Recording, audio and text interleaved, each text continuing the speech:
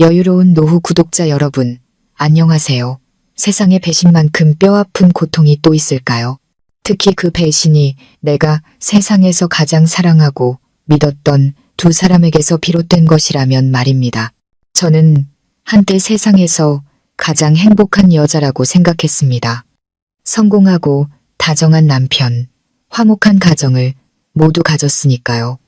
그 운명의 날 오후가 오기 전까지는요. 웃음소리가 가득했어야 할 그날 오후, 저는 차고 문 뒤에서 온몸이 굳어버렸습니다. 평생을 살아도, 아니 다시 태어난다고 해도 결코 잊을 수 없는 역겨운 광경을 목격하고 말았기 때문입니다. 그날은 토요일 오후였고 저희는 온 가족이 함께 야외 바비큐 파티를 할 계획이었습니다. 남편 민혁 씨는 회사에 급한 문제가 생겨 해결해야 한다며 장을 보러 가는 저를 기다릴 수 없다고 했습니다. 동서인 소라 씨도 몸이 좀 안 좋다며 자기 방으로 올라가 쉬겠다고 했죠. 저는 온 가족에게 맛있는 음식을 해줄 생각에 즐거운 마음으로 마트로 향했습니다. 그런데 갑자기 지갑을 집에 두고 온 것이 생각나 급하게 차를 돌렸습니다. 경기도 외곽에 있는 저희 전원주택에는 주방과 바로 연결되는 넓은 차고가 있어 아주 편리했습니다. 차고에 가까워질수록 제 심장은 조여오는 듯했습니다. 차고 안은 어두웠지만 이상한 소리가 새어나오고 있었습니다. 나지막한 신음소리, 규칙적으로 몰아쉬는 거친 숨소리, 여자의 직감이 제게 좋지 않은 일이 벌어지고 있음을 경고했습니다. 온몸이 떨려왔습니다. 저는 조심스럽게 소리 없이 차고 문으로 다가갔습니다. 그리고 닫힌 문틈으로 안을 들여다본 순간 제 세상은 무너져 내렸습니다. 문틈으로 새어 들어오는 희미한 빛 아래 제 눈에 들어온 것은 결혼기념일 선물로 제가 직접 사준 고급스러운 벤츠 차량 위에서 뒤엉켜 있는 두 개의 몸이었습니다. 단단한 맨등, 어깨 뒤에 있는 익숙한 호랑이 문신. 그 남자는 다른 누구도 아닌 제 남편 강민혁이었습니다. 그리고 길고 검은 머리카락을 풀어헤친 채 쾌락에 빠져 입술을 반쯤 벌리고 있는 여자. 그녀는 바로 시동생의 아내, 제가 친동생처럼 아끼고 사랑했던 동서 박소라였습니다. 두 사람은 제 집에서 제 차 위에서 정사를 나누고 있었습니다. 한 아내이자 형님인 제가 바로 문 밖에서 이 모든 추악하고 역겨운 장면을 목격하고 있다는 사실을 꿈에도 모른 채 말이죠. 귀가 먹먹해지고 목이 바싹 타들어가 아무 말도 할 수 없었습니다. 손에 들고 있던 가방이 바닥으로 툭 떨어지며 둔탁한 소리를 냈습니다. 저는 그저 그 자리에 서서 눈을 동그랗게 뜬 채 눈앞의 광경을 멍하니 바라볼 수밖에 없었습니다. 고통, 분노, 혐오감. 모든 감정이 뒤섞여 제 심장을 갈기갈기 찢어 놓았습니다. 소리를 지르고 싶었습니다. 이 문을 박차고 들어가 저 두 파렴치한 인간들의 위선적인 가면을 갈기갈기 찢어버리고 싶었습니다. 하지만 저는 그러지 않았습니다. 소리를 지른다고요? 머리채를 잡고 싸운다고요? 그건 너무나 흔한 방법입니다. 그건 순간적인 분풀이는 될지언정 다른 사람들, 눈에 저를 미친 여자로 만들 뿐입니다. 그들은 부인할 것이고 제게 모든 잘못을 뒤집어 씌우며 제가 의부증에 걸렸다고 말하겠죠. 아니요, 저는 그들에게 그런 기회를 주지 않을 겁니다. 저는 소리 없이 아주 조용히 뒤로 물러났습니다. 눈물이 쏟아지기 시작했습니다. 하지만 그건 연약함의 눈물이 아니었습니다. 차가운 얼음으로 변해버린 증오의 눈물이었습니다. 저는 다시 차에 올라타 정문으로 차를 몰았습니다. 그리고는 마치 방금 집에 도착한 것처럼 요란하게 초인종을 눌렀습니다. 몇 분 후 현관문이 열렸습니다. 소라 씨였습니다.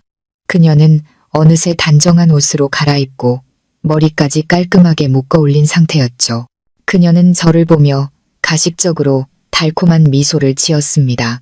어머, 형님, 벌써 오셨어요? 아, 지갑을 깜빡해서 다시 가지러 왔어. 저는 제 자신도 놀랄 만큼 태연한 목소리로 대답했습니다. 저는 집 안으로 들어서며 그녀를 스쳐 지나갔습니다. 아직 살짝 부어있는 그녀의 입술을 애써 외면하면서요. 남편도 2층에서 내려왔습니다. 그 역시 깨끗한 실내복으로 갈아입은 후였죠. 왔어, 여보? 마침 회사 일 끝내고 내려와서 당신 바비큐 준비하는 거 도우려고 했는데 그는 그렇게 말하며 저를 안으려고 다가왔습니다. 저는 자연스럽게 몸을 피했습니다. 됐어요. 나 지갑 가지고 빨리 마트 다시 가봐야 해요. 늦었어요. 저는 그가 제 몸에 손댈 기회를 주지 않고 곧장 2층으로 올라갔습니다. 그날 저녁 저는 아무렇지 않게 바비큐 파티를 준비했습니다. 평소처럼 웃고 이야기하며 남편에게 음식을 집어주었고 착한 동서에게 안부를 물었습니다. 그들은 저를 조금도 의심하지 않았습니다. 아마 속으로는 제 어리석음을 비웃고 있었겠죠. 역겨운 위선으로 가득 찬 파티가 끝나고 저는 욕실로 들어가 샤워기 물을 세게 틀었습니다. 터져 나오려는 울음소리를 감추기 위해서였습니다.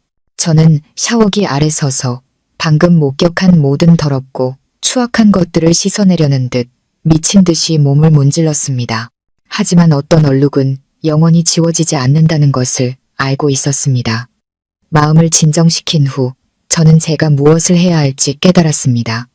소란을 피우지 않을 겁니다. 내가 모든 것을 알았다는 사실을 그들이 눈치채게 하지 않을 겁니다. 저는 덫을 놓을 겁니다. 그들의 배신보다 훨씬 더 정교하고 잔인한 덫을요. 남편이 깊이 잠든 밤, 제 계획을 실행할 시간이 왔습니다. 저는 몰래 차고로 내려갔습니다. 그의 재킷이 그곳에 걸려 있었습니다. 주머니에 손을 넣어보니 그것이 있었습니다. 상표도 없는 투명한 파란색 작은 러브젤 튜브. 심장이 다시 한번 아파왔지만 이성이 모든 감정을 억눌렀습니다. 저는 러브젤을 들고 서재로 갔습니다. 집안 물건을 수리하는 공구함이 있는 서랍을 열었죠. 거기서 한 가지를 꺼냈습니다. 강력 순간 접착제였습니다. 저는 다시 욕실로 돌아가 문을 잠갔습니다. 희미한 조명 아래 저는 침착하게 러브젤 튜브의 뚜껑을 열었습니다. 그리고 천천히 하지만 단호하게 순간 접착제 한 통을 전부 그 안에 짜넣었습니다.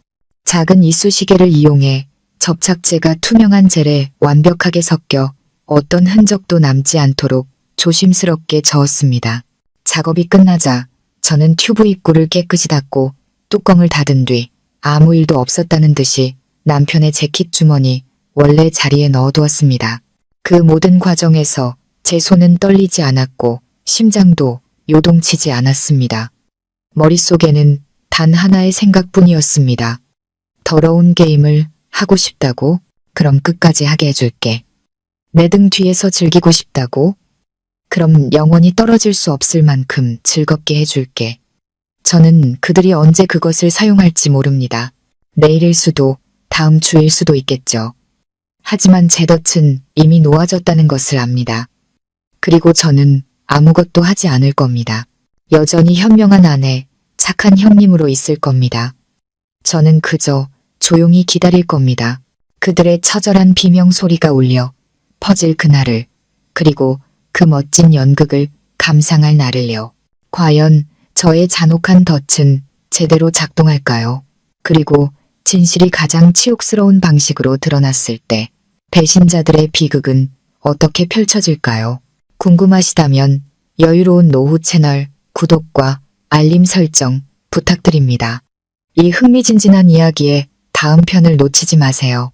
그 운명의 밤, 저주받은 러브젤 속에 제 복수의 씨앗을 심은 후 제 안에 또 다른 사람이 깨어난 것 같았습니다.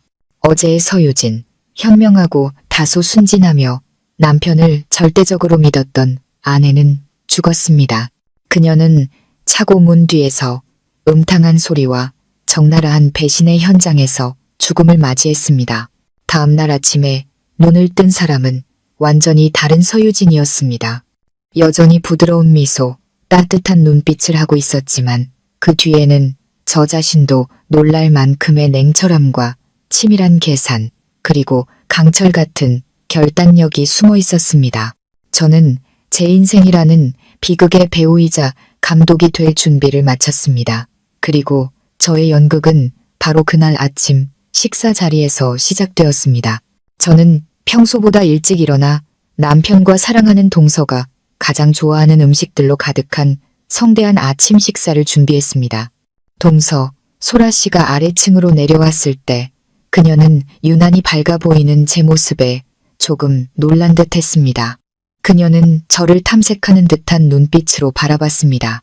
형님, 오늘 무슨 좋은 일 있으세요? 무척 즐거워 보이시네요. 여전히 꿀처럼 달콤한 목소리였습니다. 저는 거울 앞에서 수십 번 연습한 환한 미소를 지어 보였습니다. 별일 아니야, 동서. 그냥 주말이라 쉴 생각에 기분이 좋은가 봐. 저는 그녀에게 다가가 팔짱을 꼈습니다. 꽤 오랫동안 하지 않았던 다정한 행동이었죠. 소라야, 요즘 보니 피부가 좀 건조해 보이네. 에어컨 바람을 너무 많이 쐬어서 그런가 봐. 이따가 우리 둘이 스파 나갈까? 나 최근에 고급 스킨케어 상품권 선물 받았는데 혼자 가기는 좀 심심해서. 소라 씨는 잠시 굳었습니다. 아마 이런 제안은 전혀 예상하지 못했겠죠. 그녀는 저를 한번 보고 계단에서 막 내려오고 있던 제 남편 민혁 씨를 힐끗 쳐다봤습니다. 마치 지시를 기다리는 것처럼요. 하지만 제가 한 발 빨랐습니다. 저는 남편을 향해 애교 섞인 목소리로 말했습니다. 여보, 나 소라 씨 데리고 피부 관리 좀 받고 와도 되죠? 여자는 스스로를 가꿔야 하잖아요. 그렇죠? 당신은 집 좀 보고 있어요. 아, 아니다. 요즘 회사 바쁘다고 했죠? 그냥 회사 가서 일 보세요. 집안일은 제가 알아서 할게요. 저는 일부러 아무것도 의심하지 않는 아내인 척 연기했습니다. 제가 감시하지 않는 자유로운 시간을 주겠다며 남편을 회사로 내몬 것이죠. 민혁 씨는 잠시 놀란 듯 했지만 이내 제 연극에 장단을 맞추기 시작했습니다. 그는 이제 보기만 해도 역겨운 가식적인 미소를 지었습니다. 당신 말이 맞아. 형님이랑 동서랑 둘이 편하게 놀다 와. 난 저녁에 일찍 들어올게. 그렇게 저는 동서를 데리고 스파로 향했습니다. 그날 오후 내내 저는 완벽하게 착한 형님 역할을 해냈습니다. 저는 그녀와 패션, 화장품부터 시작해 온갖 잡다한 이야기를 나누었고 비싼 새 원피스까지 선물했습니다. 그녀는 연신 고맙다고 말하며 선물을 받았지만 저는 그녀의 눈에서 여전한 경계심과 의아함을 읽을 수 있었습니다. 아마 속으로는 제가 왜 갑자기 이렇게 잘해주는지 의아해하고 있었겠죠. 하지만 죄책감에 빠진 자의 어리석음은 그녀가 더 깊이 생각하는 것을 막았습니다. 그녀는 그저 제가 오랫동안 무심했던 것을 미안해한다고 단순하게 생각했을 겁니다. 그 후 며칠 동안 저는 계속해서 제 연기를 이어나갔습니다. 저는 남편에게 그 어느 때보다 다정하게 굴었습니다. 그가 늦게 들어와도 더 이상 잔소리하지 않았습니다. 제가 준비한 특별한 선물이 들어있는 재킷을 포함해 항상 깨끗하고 향기로운 옷을 미리 챙겨주기도 했죠. 소라 씨에게도 마치 친자매처럼 대했습니다. 함께 쇼핑을 가고 맛있는 음식을 해주고 심지어는 아무렇지 않게 남편의 업무 일정을 흘리기도 했습니다. 이번 주에 며칠 출장을 가야 한다거나 이번 주말에는 남편이 혼자 집에 있을 거라는 식으로요. 저는 기회를 만들어주고 있었습니다. 두 죄인이 도저히 거부할 수 없는 달콤한 덧, 완벽한 둘만의 공간을 만들어주고 있었던 겁니다. 저는 그들을 잘 압니다. 자신을 과시하고 싶어하는 가부장적인 남자와 야망 있고 경박한 동서. 제가 감시하지 않는 곳에서 둘만 있게 된다면 그들은 절대 그 즐거운 기회를 놓치지 않을 겁니다. 그리고 마침내 결정적인 순간이 왔습니다. 제가 마지막 연극을 계획한 주말이었습니다. 그날 아침 식사 중에 저는 갑자기 슬픈 표정을 지었습니다. 시골에 계신 외할머니가 위독하시다는 전화를 막 받았다고 말했죠. 여보, 나 할머니 뵈러 시골에 좀 다녀와야겠어요. 저는 걱정 가득한 목소리로 남편에게 말했습니다. 할머니 간호해드리려면 며칠 있어야 할 것 같아요. 집에 있는 동안 건강 잘 챙겨요. 시어머니께서도 그 말을 듣고 걱정하며 안부를 물으셨습니다. 어머니는 좋은 분이셨지만 귀한 아들을 너무 믿는다는 게 흠이었죠. 어머니는 제게 외할머니 잘 돌봐드리고 오라며 집안일은 걱정 말라고 하셨습니다.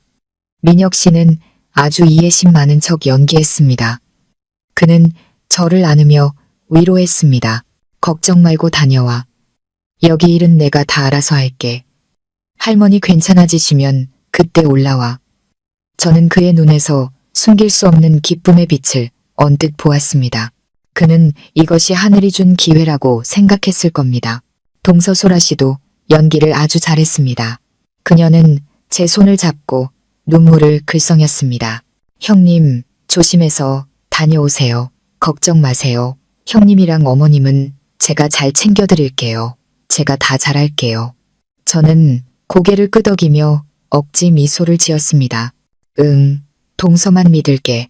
저는 일부러 그 말에 힘을 주어 말했습니다. 구독자 여러분, 상처 입은 여자의 인내심은 때로 사자의 분노보다 더 무섭습니다. 저는 시골에 가지 않았습니다. 대신 호텔방을 하나 빌려 멋진 연극이 막을 내리기를 기다렸습니다. 저는 스스로에게 다짐했습니다. 절대 서두르지 말고 침착해야 한다고. 좋은 연극은 배우들이 역할에 몰입하고 클라이맥스에 도달할 시간이 필요한 법이니까요. 그 시간 동안 저는 집에 전혀 전화를 하지 않았습니다. 두 죄인에게 완벽한 자유를 주기 위해서였죠. 저는 그들이 집에서 얼마나 행복해하고 있을지 상상할 수 있었습니다. 분명 즐거운 점심을 먹었을 것이고 그 후에는 둘만 있을 핑계를 찾았겠죠. 저는 일부러 주말에 가족들이 쉬러 가는 외곽의 별장 열쇠 꾸러미를 집에 두고 왔습니다. 그곳은 완벽하게 사적이고 은밀한 공간으로 미래를 즐기기에 더할 나위 없는 천국이었죠. 그리고 저는 그들이 제 힌트를 놓치지 않을 것이라고 확신했습니다. 저녁 7시쯤 제가 초조해지기 시작할 무렵 전화벨이 울렸습니다. 시동생 민준 씨의 번호였습니다. 심장이 쿵쾅거렸습니다. 연극이 클라이맥스로 치닫고 있었습니다. 하지만 저는 바로 전화를 받지 않았습니다. 벨이 길게 울리도록 내버려 두다가 끊어버렸죠. 몇 초 후 민준 씨에게서 다시 전화가 왔습니다. 여전히 침묵. 저는 제가 전화를 받지 않을수록 그가 더 당황하리라는 것을 알았습니다. 약 5분 후 다른 번호로 전화가 걸려왔습니다. 시어머니셨습니다. 이번에는 받았습니다. 여보세요, 어머니, 저예요. 저는 마치 긴 여행 끝에 막 잠에서 깬 것처럼 잠긴 목소리를 냈습니다. 얘야, 큰일 났다. 민혁이랑 소라가 걔들이 큰일이 났어. 어머니의 목소리는 거의 울먹이고 있었습니다. 제 마음속에서는 차가운 희열이 솟구쳤지만 겉으로는 완벽하게 연기했습니다. 네? 민혁 씨랑 소라 씨가요? 무슨 일인데요? 어머니. 일단 진정하시고 말씀해 보세요. 민준이가 방금 나한테 전화를 했는데 어머니는 말을 잇지 못했습니다. 민준이가 그러는데 민혁이랑 소라가 우리 별장에 있나 봐. 거기서 뭘 했는지는 모르겠는데 지금 둘 다 상태가 이상하대. 민준이가 그러는데 침실 안에서 비명소리랑 살려달라는 소리가 들리는데 문이 안에서 잠겨 있다는 거야. 아무리 불러도 대답도 없고 너무 무서워서 나한테 전화를 했어. 얘야, 혹시 집에 도둑이라도 든 걸까? 아니면 걔들한테 무슨 일이 생긴 걸까? 어머니의 공포는 진짜였습니다. 아들과 막내 며느리를 진심으로 걱정하고 계셨죠. 어머니는 그들이 겪고 있는 사고가 바로 그들 스스로가 자초했으며 제가 불을 지폈다는 사실은 꿈에도 모르고 계셨습니다. 어머니, 세상에 어떻게 그런 일이. 저는 전화기에 대고 소리쳤습니다. 공포와 충격에 가득 찬 비명이었죠. 어머니, 걱정 마세요. 뭔가 오해가 있었을 거예요. 제가 민혁 씨한테 전화해 볼게요. 안 돼, 얘야. 어머니가 다급하게 말을 막았습니다. 내가 걔들 둘 다한테 수십 통은 전화했는데 아무도 안 받아. 아, 이렇게 하자. 너 지금 바로 별장으로 와. 나랑 민준이도 지금 거기로 가고 있어. 거기서 만나자. 걔들이 어떻게 됐는지 보고 구급차도 불러야지. 어서 오너라. 어머니는 제가 거절할 틈도 주지 않고 전화를 끊었습니다. 제 계획은 완벽하게 성공했습니다. 이제 시동생뿐만 아니라 시어머니까지 곧 펼쳐질 치욕적인 연극의 증인이 될 것입니다. 저는 서두르지 않았습니다. 차분히 앉아 마시던 차를 다 마셨죠. 그들이 먼저 도착해서 공포와 불안감이 극에 달할 충분한 시간을 주어야 했습니다. 약 30분 후 저는 여유롭게 택시를 불렀습니다. 오늘 밤 2마리의 불사조는 잿더미 속에서 부활하는 것이 아니라 욕망과 죄악의 불길 속에서 스스로를 불태우게 될 것입니다. 저는 차에 앉아 창밖으로 스쳐 지나가는 가로등 불빛을 바라보았습니다. 마음은 이상할 정도로 평온했습니다.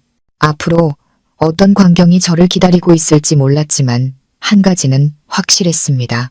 그것은 그들이 평생 잊지 못할 장면이 될 것이라는 사실을요. 택시가 별장으로 이어지는 길로 접어들었을 때 멀리서부터 다른 차의 헤드라이트 불빛과 초조하게 서성이는 두 사람의 그림자가 보였습니다. 시어머니와 시동생 민준 씨였습니다. 연극의 막이 내릴 시간이었습니다. 저는 택시비를 내고 서둘러 그들에게 달려갔습니다. 남편과 동서를 걱정하는 아내이자 형님의 모습 그대로 다급하고 불안한 목소리로 말했죠. 어머니, 민준 씨, 이게 무슨 일이에요? 민혁 씨랑 소라 씨는 어디 있어요? 시어머니는 저를 보자마자 이성을 잃으셨습니다. 그녀는 제게 달려와 손을 붙잡고 눈물을 쏟아냈습니다. 아가, 네가 왔구나. 나 너무 무서웠어. 민혁이랑 소라가 저기 2층 침실 안에 있어. 문이 안에서 잠겨서 아무리 불러도 대답이 없고 안에서 희미하게 신음소리랑 우는 소리만 들려. 나 무서워. 걔들한테 정말 무슨 일이 생긴 것 같아. 소라 씨의 남편인 민준 씨도 얼굴이 새하얗게 질려 있었습니다. 그는 더듬거리며 말했습니다. 형수님, 형이 살려달라고 하는 소리도 들었어요. 근데 목소리가 너무 작았어요. 혹시 집에 도둑이 들어서 형이랑 형수님을 인질로 잡고 있는 건 아닐까요? 저는 그들의 겁에 질린 모습을 보며 속으로는 차가운 희열을 느꼈지만 겉으로는 완벽한 연기를 펼쳤습니다. 저는 극도로 두려워하는 척했습니다. 세상에 어떻게 이런 일이. 여기 예비 열쇠 있어요. 민준 씨, 어서 문 열어봐요. 민준 씨의 손은 너무 떨려서 열쇠를 구멍에 제대로 넣지도 못했습니다. 하지만 문이 안에서 걸쇠로 잠겨 있어요. 이 열쇠로는 안 열려요. 그럼 문을 부숴야죠. 저는 위급한 상황에 처한 사람처럼 단호하게 소리쳤습니다. 민준 씨가 힘이 더 세니까 문을 부숴요. 어서요. 형이랑 형수님을 구해야죠. 제 말에 민준 씨는 정신을 차린 듯 했습니다. 그는 더 이상 망설이지 않고 몇 걸음 뒤로 물러나 도움닫기를 한 뒤 온 힘을 다해 떡갈나무로 만든 문에 어깨를 부딪혔습니다. 쾅! 문이 요란하게 흔들렸지만 꿈쩍도 하지 않았습니다. 쾅! 쾅! 그가 몇 번 더 몸을 날렸습니다. 시어머니는 옆에 서서 두 손을 모으고 하느님, 부처님, 제발 제 아이들을 살려주세요 라며 계속 중얼거렸습니다. 마침내 5번째 시도 끝에 금속으로 된 걸쇠가 부서지며 튀어나갔습니다. 묵직한 나무문이 활짝 열렸습니다. 그리고 우리 셋, 시어머니와 민준 씨, 그리고 저는 눈앞에 펼쳐진 광경에 그 자리에 얼어붙고 말았습니다. 이보다 더 끔찍하고 기괴하며 치욕적일 수 없는 광경이었습니다. 호화로운 침실 안, 주말마다 우리 부부가 눕던 커다란 침대 위에는 어떤 도둑도 없었습니다. 오직 제 남편 민혁 씨와 동서소라 씨뿐이었습니다. 하지만 그들은 인질로 잡혀 있는 것이 아니었습니다. 그들은 벌거벗은 상태였습니다. 둘 다 몸에 실오라기 하나 걸치지 않은 채 차마 입에 담을 수 없는 음탕한 자세로 서로에게 붙어 있었습니다. 하지만 가장 끔찍한 것은 그들의 벌거벗은 모습이 아니라 그들의 상태였습니다. 두 사람은 마치 한 몸인 것처럼 단단히 붙어서 도저히 떨어질 수 없는 상태였습니다.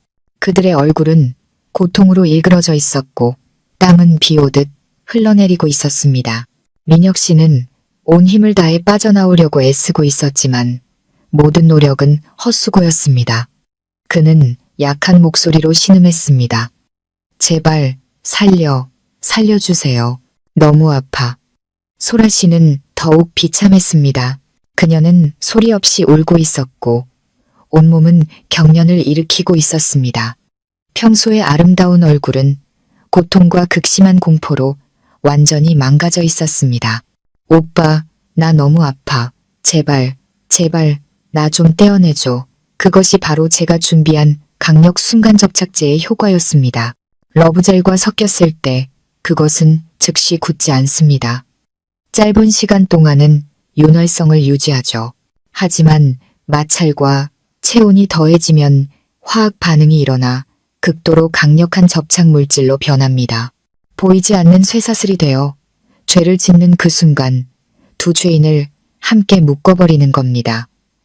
시어머니는 그 광경을 보고 더 이상 서 있을 수 없으셨습니다. 비명을 지르며 바닥에 쓰러져 정신을 잃으셨죠. 시동생 민준 씨는 마치 돌처럼 그 자리에 굳어 있었습니다.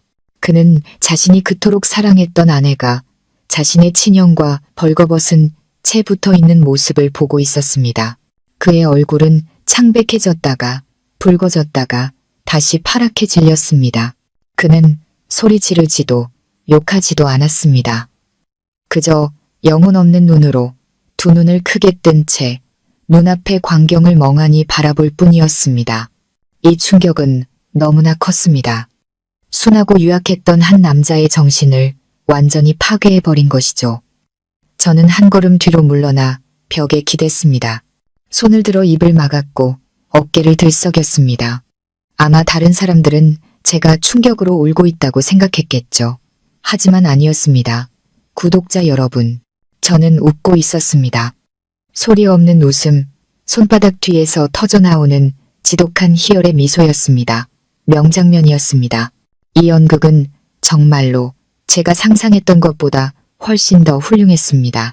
구독자 여러분, 제가 왜 이렇게 망설임 없이 잔인한 방법을 택했는지 이해하시려면 우리는 과거로 돌아가야 합니다. 모든 배신이 시작된 그 처음으로 말이죠. 오늘의 비극은 벽돌이 아닌 저의 어리석은 희생과 제가 한때 목숨처럼 사랑했던 남자의 끝없는 탐욕으로 지어졌습니다. 5년 전의 저는 지금처럼 부엌만 맴도는 가정주부가 아니었습니다. 저는 우수한 성적으로 졸업하고 외국계 대형 제약회사에서 일하는 화학 엔지니어였습니다. 제게는 활짝 열린 미래와 유망한 경력이 있었고 적지 않은 재산도 가지고 있었습니다. 부모님께서 불의의 사고로 일찍 돌아가시면서 평생 모으신 전 재산을 제게 남겨주셨기 때문입니다. 강남의 상가주택 한 채와 수십억 원에 달하는 예금이 있었죠. 저는 모든 것을 가졌지만 단 하나 진정한 사랑이 없었습니다. 그리고 민혁 씨를 만났습니다. 그는 당시 작은 회사에서 일하는 가난한 건설 엔지니어였습니다. 재능과 포부는 있었지만 자본도 기회도 없었죠. 저는 그의 의지와 노력에 끌렸습니다. 그는 제 주위를 맴돌던 다른 남자들과 달랐습니다. 그들은 오직 제 재산만 보고 접근했죠. 하지만 그는 진심으로 소박한 관심으로 제게 다가왔습니다. 그는 장미꽃 대신 직접 키운 작은 다육이 화분을 선물했고 고급 레스토랑 대신 함께 길거리 포장마차에서 떡볶이를 먹었습니다. 그 사람 곁에서 저는 평온함과 진정으로 사랑받는 느낌을 찾았습니다. 저는 계산 없이 뜨겁게 그를 사랑했습니다. 그리고 그의 꿈을 이뤄주기로 결심했습니다. 그가 자신만의 건설 회사를 세우고 싶지만 가장 큰 장벽인 자본 때문에 막막하다고 했을 때 저는 한치의 망설임도 없었습니다. 저는 나중에야 깨달았지만 제 인생 최악의 실수가 될 결정을 내렸습니다. 저는 부모님이 남겨주신 강남의 상가주택을 팔았습니다. 그 돈 전부에 제 예금까지 합쳐 거의 수십억 원에 달하는 거액을 그에게 주었습니다.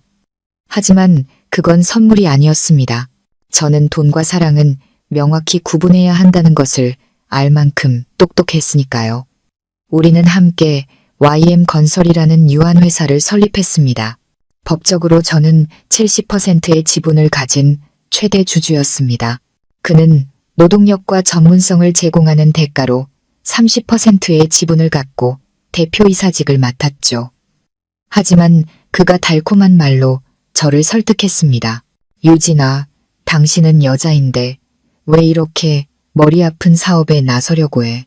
남자가 아내 이름으로 회사를 운영하면 다른 사람들이 나를 능력 없고 처가에 얹혀 사는 놈이라고 비웃을 거야. 당신 남편이 그런 취급받는 거 원해. 그냥 당신은 내가 대표를 맡게 해주고 뒤에서 든든한 버팀목이 되어줘. 가정을 돌보는 현명한 아내가 되어줘. 약속할게. 절대 당신의 마음을 배신하지 않을게. 내가 버는 모든 건 다 당신 거야. 저는 그 약속을 믿었습니다. 남자의 자존심과 남편의 체면이라는 말에 눈이 멀었던 거죠. 저는 동의했습니다. 서류에 서명하고 조용한 주주로만 남는 것에 동의했습니다. 저는 유망했던 제 경력을 포기하고 오직 그와 가정을 위해 헌신하는 가정주부가 되었습니다. 저는 제 돈, 제 경력, 그리고 제 인생의 주도권까지 모든 것을 그에게 넘겨주었습니다.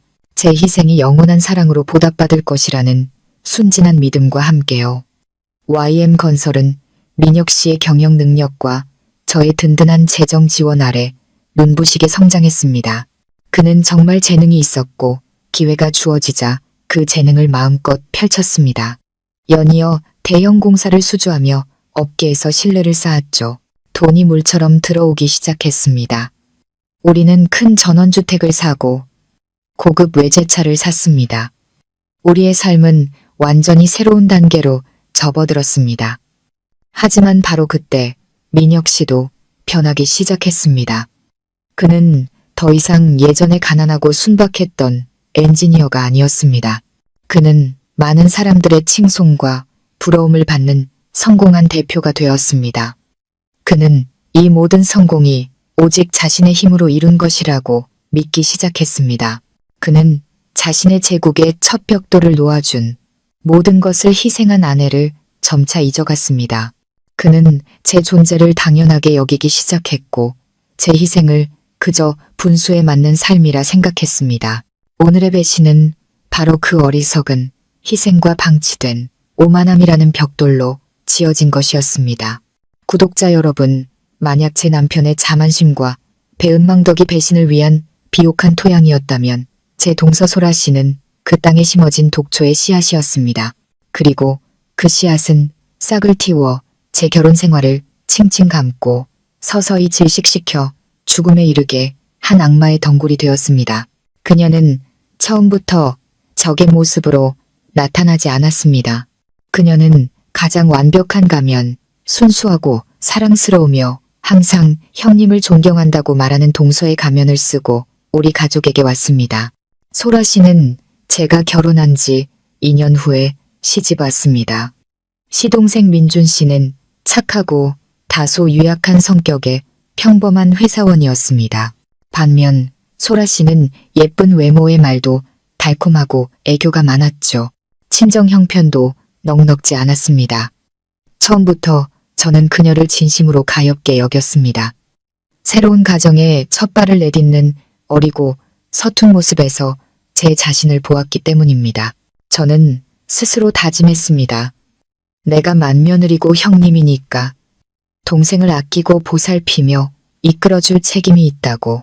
그리고 저는 그렇게 했습니다. 그녀를 친동생처럼 대했습니다. 부엌일부터 시어머니를 대하는 법, 남편을 챙기는 법까지 하나하나 가르쳐 주었습니다. 아무것도 숨기지 않았죠. 그녀가 사무직 일이 지루하고 월급도 쥐꼬리만 하다고 불평했을 때 저는 남편 민혁 씨에게 부탁해 그녀를 YM건설에 입사시켜 주었습니다. 당시 제 위치에서는 한마디 말로 그녀는 꿈도 꾸지 못했을 높은 연봉을 받으며 편한 행정팀 자리를 쉽게 얻을 수 있었습니다. 그들 부부가 재정적으로 어려워 아파트 대출을 받으려 할 때도 제가 직접 보증을 서주고 무이자로 큰 돈을 빌려주었습니다. 저는 그 모든 것을 어떤 계산도 없이 순수한 마음으로 했습니다. 우리 동서지간의 정이 영원히 이렇게 돈독할 것이라고 생각했습니다. 저는 그녀의 끊임없는 감사 인사와 다정한 포옹, 그리고 존경심 가득한 눈빛을 순진하게 믿었습니다. 형님은 정말 좋으시겠어요. 그녀는 항상 제게 그렇게 말했습니다. 부러움이 가득한 목소리로요. 예쁘고 능력도 있으신데 민혁이 오빠처럼 능력 있고 아내 사랑하는 남편까지 만나셨잖아요. 제가 형님 반만이라도 닮았으면 소원이 없겠어요. 당시 저는 그 말을 들으며 그저 기쁘고 자랑스러웠습니다. 저는 깨닫지 못했습니다. 그 존경의 가면 뒤에 질투와 증오의 불길이 조용히 타오르고 있었다는 것을요. 그녀는 저를 존경한 것이 아니었습니다. 제가 가진 모든 것을 갈망했습니다. 이 저택에서의 풍족한 삶을, 시어머니의 인정을, 그리고 가장 중요하게는 제 성공하고 권력 있는 남편을 탐냈습니다. 그녀는 아주 교묘하게 계획을 실행하기 시작했습니다. 그녀는 절대 제 흉을 보지 않았습니다. 오히려 모든 사람 앞에서 저를 칭찬했죠. 하지만 그건 숨은 의도가 있는 독이 든 칭찬이었습니다. 시어머니 앞에서는 아무렇지 않게 말했죠. 어머니, 오늘 보니까 형님이 또 새 명품 가방 사셨더라고요. 정말 예뻐요. 역시 형님은 안목이 있으세요. 칭찬인 척했지만 시어머니 머릿속에 제가 돈을 함부로 쓰고 샀지만 부리는 며느리라는 생각을 은근히 심어준 겁니다. 제 남편 앞에서는 다른 방법을 썼습니다. 그녀는 업무를 묻는다는 핑계로 그에게 접근한 뒤 연약하고 불쌍한 척했습니다. 아주버님, 저 요즘 너무 힘들어요. 제 남편은 현실에 안주하고 발전할 생각이 없어서요. 아주버님을 보면 정말 존경스러워요. 제 남편도 아주버님처럼 결단력 있고 남자다운 면이 조금이라도 있었으면 좋겠어요. 그녀는 자기 남편을 깎아내려 제 남편을 치켜 세웠습니다. 민혁 씨 안에 점점 커져가던 자만심과 가부장적인 면을 정확히 공략한 것이죠. 그리고 그녀는 은밀하게 유혹하기 시작했습니다. 제가 집에 없을 때 일부러 얇은 잠옷을 입고 민혁 씨 앞에서 서성였습니다. 물 한 잔을 건네면서 그의 손을 스치기도 했죠. 한밤중에 의미심장한 이모티콘과 함께 안부를 묻는 메시지를 보내기도 했습니다. 그리고 제 남편 민혁 씨는요. 명예의 정점에 서서 가정주부, 아내에게 실증을 느끼기 시작했던 그가 신선하고 달콤하며 존경심 가득한 유혹을 어떻게 뿌리칠 수 있었을까요? 그는 그녀의 덫에 빠졌습니다. 그들은 제 등 뒤에서 그리고 민혁 씨의 친동생 등 뒤에서 죄악의 관계를 시작했습니다. 그들은 저를 바보로 만들었습니다. 너무나 완벽하게 다정한 아주버님과 재수 씨 연기를 펼쳤죠. 그들은 공동 업무라는 핑계로 밖에서 몰래 만났습니다. 심지어 제가 직접 목격했던 그 운명의 오후처럼 뻔뻔하게도 제 집 안에서 제 차 위에서 바람을 피웠습니다. 제가 애지중지 키운 독사는 더 이상 몰래 질투만 하는 것이 아니었습니다. 그것은 제 심장을 향해 치명적인 동리를 드러내고 물어뜯기 시작했습니다. 하지만 그녀는 몰랐습니다. 막다른 길에 몰린 여자는 그저 울기만 하는 것이 아니라 그 독사의 동리를 모두 부러뜨릴 방법을 찾는다는 것을요. 구독자 여러분, 다시 별장 침실에 끔찍했던 그 장면으로 돌아가 보겠습니다.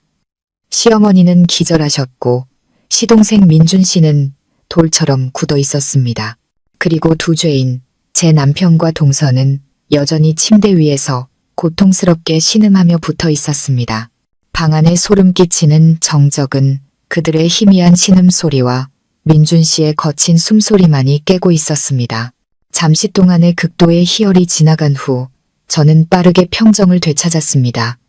제 연극이 여기서 끝날 수 없다는 것을 알았기 때문입니다. 저는 마지막 순간까지 이 연극의 감독이 되어야 했습니다. 이성을 유지하고 있는 유일한 사람은 저였습니다. 저는 다가갔습니다. 그 두 파렴치한 인간들을 돕기 위해서가 아니라 시어머니를 깨우기 위해서였습니다. 어머니, 어머니, 정신 좀 차려보세요. 몇 번 세게 흔들자 시어머니께서 천천히 눈을 뜨셨습니다. 여전히 멍한 눈빛이었습니다. 침대 위의 광경을 다시 본 순간 어머니는 다시 울음을 터뜨리셨습니다. 세상에, 이게 무슨 업보람.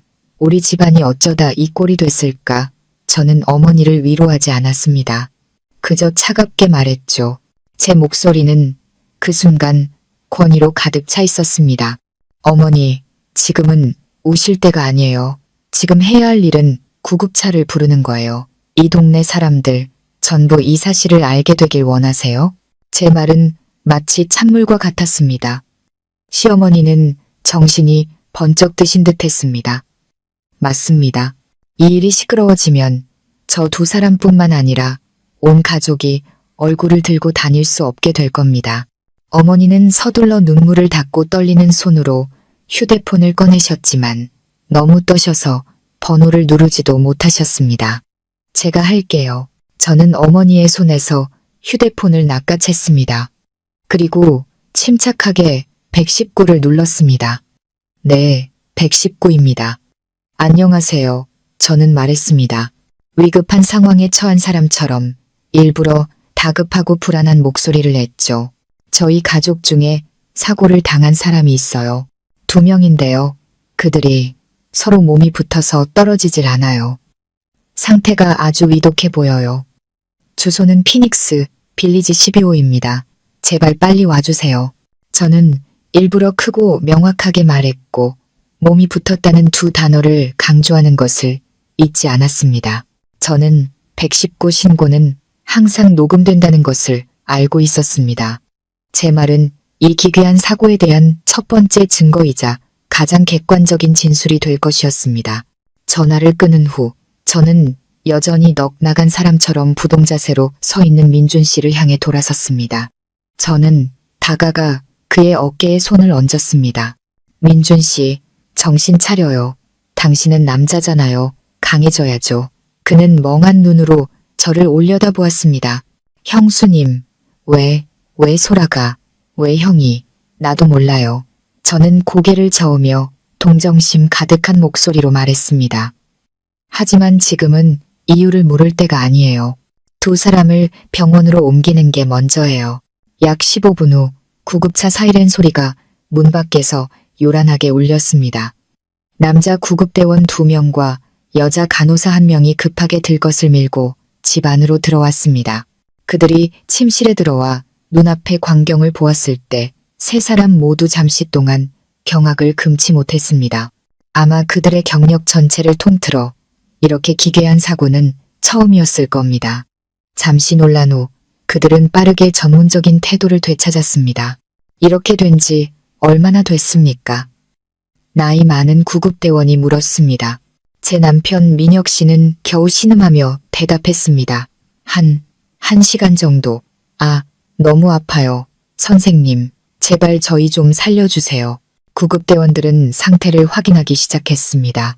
그들은 두 사람을 떼어내려 했지만 모든 시도는 실패로 돌아갔습니다. 안 되겠습니다. 구급대원이 말했습니다. 너무 단단히 붙어 있어서 즉시 병원으로 이송해야 합니다. 전문적인 방법으로만 분리가 가능합니다.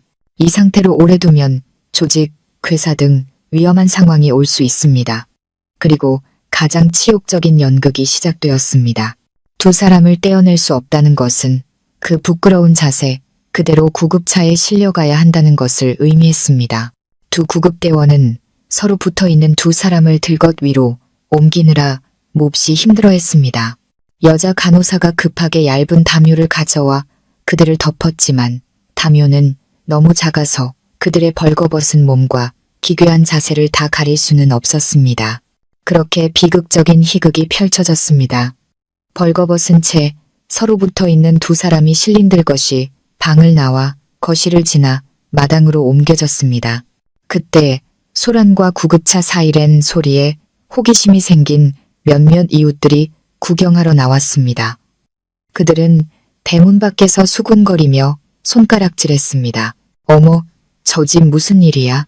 사고가 났다는데 이상하네. 왜 한들것에 두 사람을 같이 옮기지? 저것 봐. 옷도 안 입은 것 같은데. 수많은 수군거림, 호기심 어린 시선들이 수천 개의 바늘이 되어 제 남편과 동서의 살을 찔렀습니다. 그들은 담요 속으로 얼굴을 파묻으며 수치심을 피하려 했지만 이 끔찍한 굴욕에서 벗어날 수는 없었습니다. 시어머니와 민준 씨는 고개를 푹 숙인 채 아무도 쳐다보지 못했습니다. 저는 맨 뒤에서 따라가며 여전히 걱정하고 불안한 표정을 유지했지만 마음속 깊은 곳에서는 이루 말할 수 없는 희열을 느끼고 있었습니다. 이제 시작일 뿐이야. 그들이 겪고 있는 육체적 고통은 앞으로 그들이 짊어져야 할 정신적 굴욕에 비하면 아무것도 아니었습니다. 제가 말했었죠. 그들은 아주 비싼 대가를 치르게 될 거라고. 그리고 그 대가는 이제 막 계산되기 시작했습니다. 구급차는 요란하게 사이렌을 울리며 조용한 교회의 밤을 가르고 도심의 종합병원으로 질주했습니다. 차 안의 공기는 운명의 침실보다 더 무겁고 숨막히게 가라앉아 있었습니다. 제 남편 민혁 씨와 동서 소라 씨는 얇은 담요 아래에서 고통뿐만 아니라 치욕으로 온몸을 부들부들 떨고 있었습니다. 그들의 희미한 신음소리는 구슬픈 사이렌 소리와 뒤섞여 막을 내린 미래의 비극적인 배경음악이 되었습니다. 저와 시어머니 그리고 민준 씨는 맞은편 좌석에 앉아 아무 말도 하지 않았습니다. 각자 자신만의 폭풍우 속에서 허우적거리고 있었죠. 차가 병원 응급실 앞에 멈춰섰을 때 혼란스럽고 희극적인 장면이 다시 이어졌습니다. 미리 연락을 받은 간호사와 의사들이 급하게 침대차를 밀고 마중 나왔습니다. 하지만 그들이 상태를 확인하기 위해 담요를 들쳤을 때 모두 잠시 동안 할 말을 잃고 말았습니다. 복도에 있던 다른 환자들과 보호자들의 호기심, 어린 시선과 수군거림이 다시 한번 우리에게 쏟아졌습니다. 그 수군거림은 또다시 우리 가족의 마음에 깊은 상처를 냈습니다. 시어머니께서는 민준 씨의 팔을 꽉 붙잡아야 겨우 서 계실 수 있었습니다.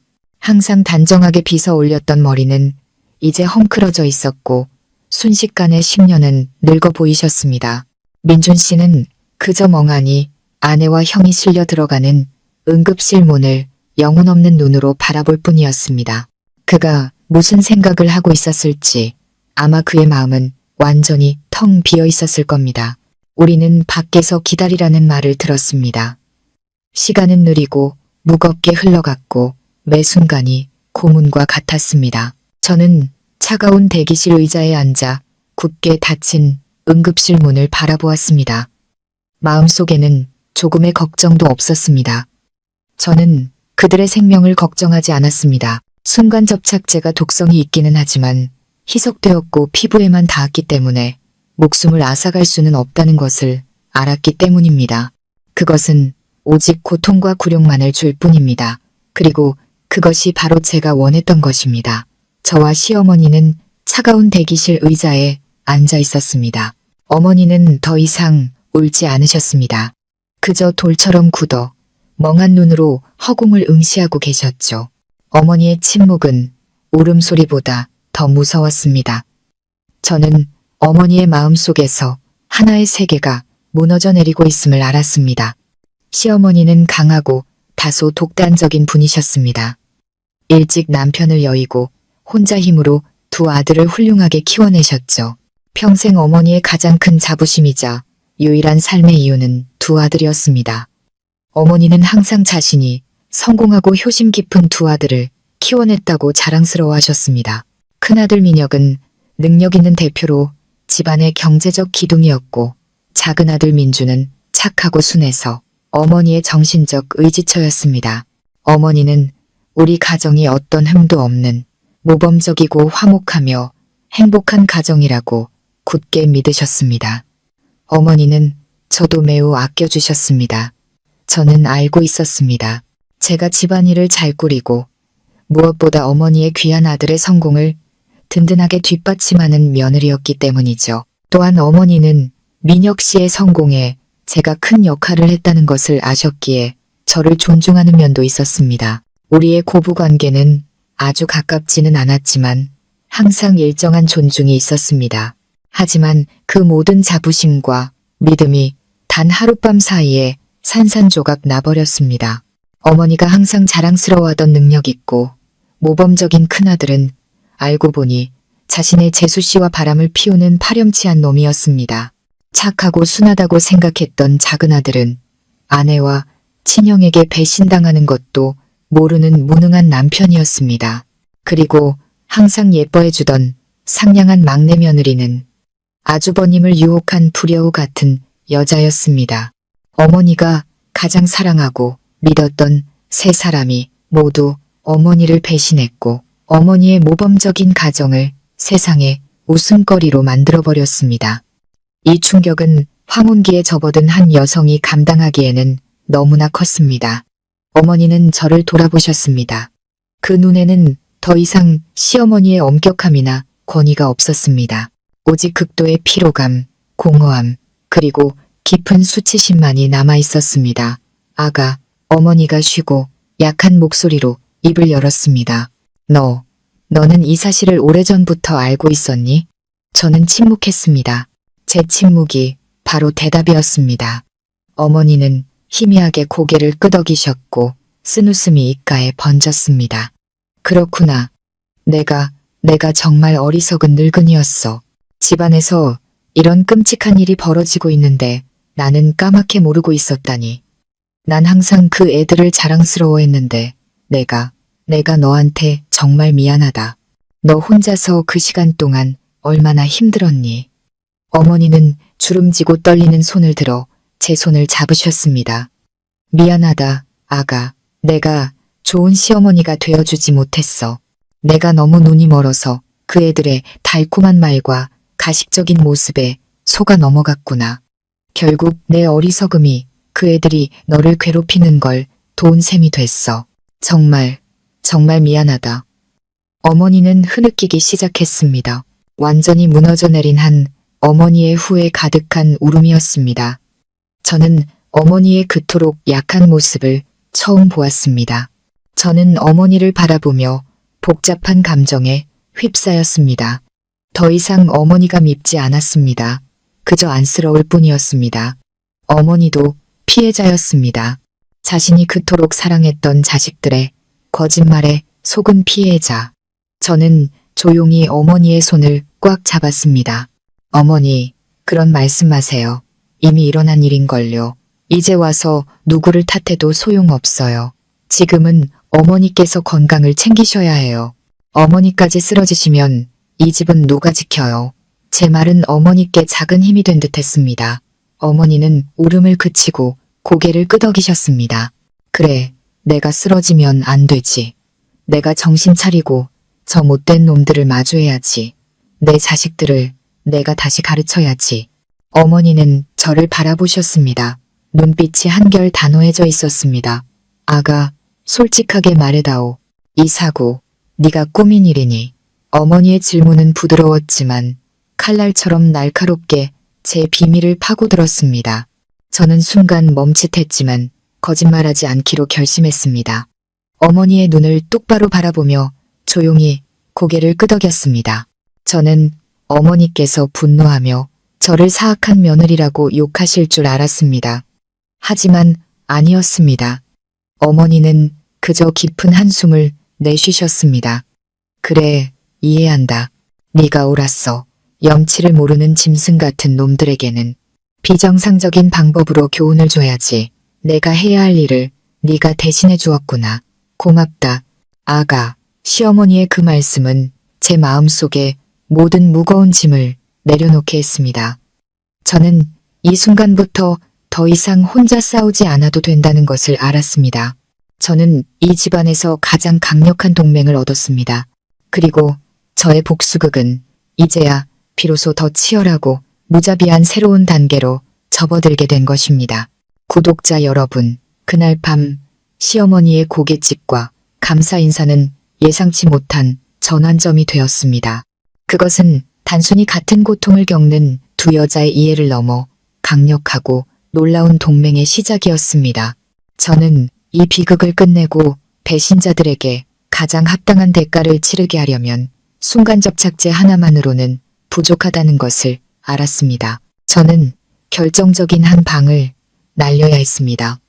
그들의 죄악적인 사랑뿐만 아니라 그 죄를 키운 물질적 기반과 오만함까지 완전히 무너뜨릴 수 있는 치명적인 한 수를요. 민혁 씨와 소라 씨의 수술은 거의 3시간 동안 계속되었습니다.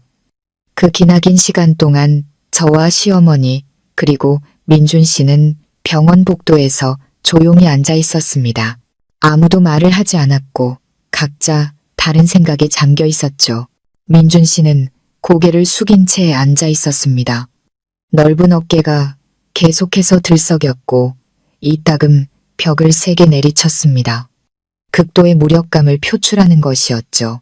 시어머니는 처음에 충격에서 벗어나 무서울 정도의 냉정함을 되찾으셨습니다. 허리를 꼿꼿이 세우고 눈을 감고 계셨지만 저는 어머니의 머릿속에서 분노와 계산의 폭풍이 몰아치고 있음을 알 수 있었습니다. 수술실 불이 꺼지고 피곤한 표정의 의사가 나왔습니다. 그는 수술이 성공적으로 끝났다고 알려주었습니다. 두 사람은 분리되었지만 그 대가는 결코 작지 않았습니다. 회복실로 옮겨진 후 민혁 씨와 소라 씨는 모두 마취 기운에 깊이 잠들어 있었습니다. 우리는 잠시 면회가 허락되었습니다. 각자 다른 침대에 누워 하얀 붕대를 감고 창백하고 고통스러운 얼굴을 하고 있는 두 사람을 보면 누구라도 연민을 느꼈을 겁니다. 하지만 저는 아니었습니다. 저는 그것이 공정한 징벌이라고 생각했습니다. 그날 밤 시어머니께서 제게 말씀하셨습니다. 아가, 너는 이제 집에 가서 쉬어라. 여기는 나와 민준이가 있을 테니 괜찮다. 너도 오늘 하루 종일 힘들었잖니. 저는 어머니께서 단순히 저를 쉬게 하려는 것이 아니라는 것을 알았습니다. 저에게 그리고 어머니 자신에게도 생각할 시간을 주시려는 것이었죠. 저는 아무 말 없이 고개를 끄덕이고 조용히 병원을 나섰습니다. 하지만 집으로 가지 않았습니다. 저는 다른 곳, 오래전부터 비밀리에 빌려둔 작은 오피스텔로 차를 몰았습니다. 그곳에는 제가 이날을 위해 조용히 준비해온 모든 비밀과 무기들이 보관되어 있었습니다. 다음 날 아침 저는 다시 병원으로 돌아왔습니다. 더 이상 피곤하고 불안했던 서유진이 아니었습니다. 저는 가볍게 화장을 하고 우아한 오피스룩을 입어 차분하고 권위 있는 모습을 연출했습니다. 병실에 들어섰을 때 민혁 씨와 소라 씨는 모두 깨어 있었고 시어머니와 민준 씨도 그곳에 있었습니다. 방 안의 공기는 납처럼 무거웠습니다. 제가 들어서는 것을 보고 민혁 씨와 소라 씨는 모두 깜짝 놀랐습니다. 그들은 죄책감과 수치심, 그리고 숨길 수 없는 두려움이 뒤섞인 눈으로 저를 바라봤습니다. 제가 어디까지 알고 있고 앞으로 무엇을 할지 몰랐기 때문입니다. 저는 그들을 쳐다보지 않았습니다.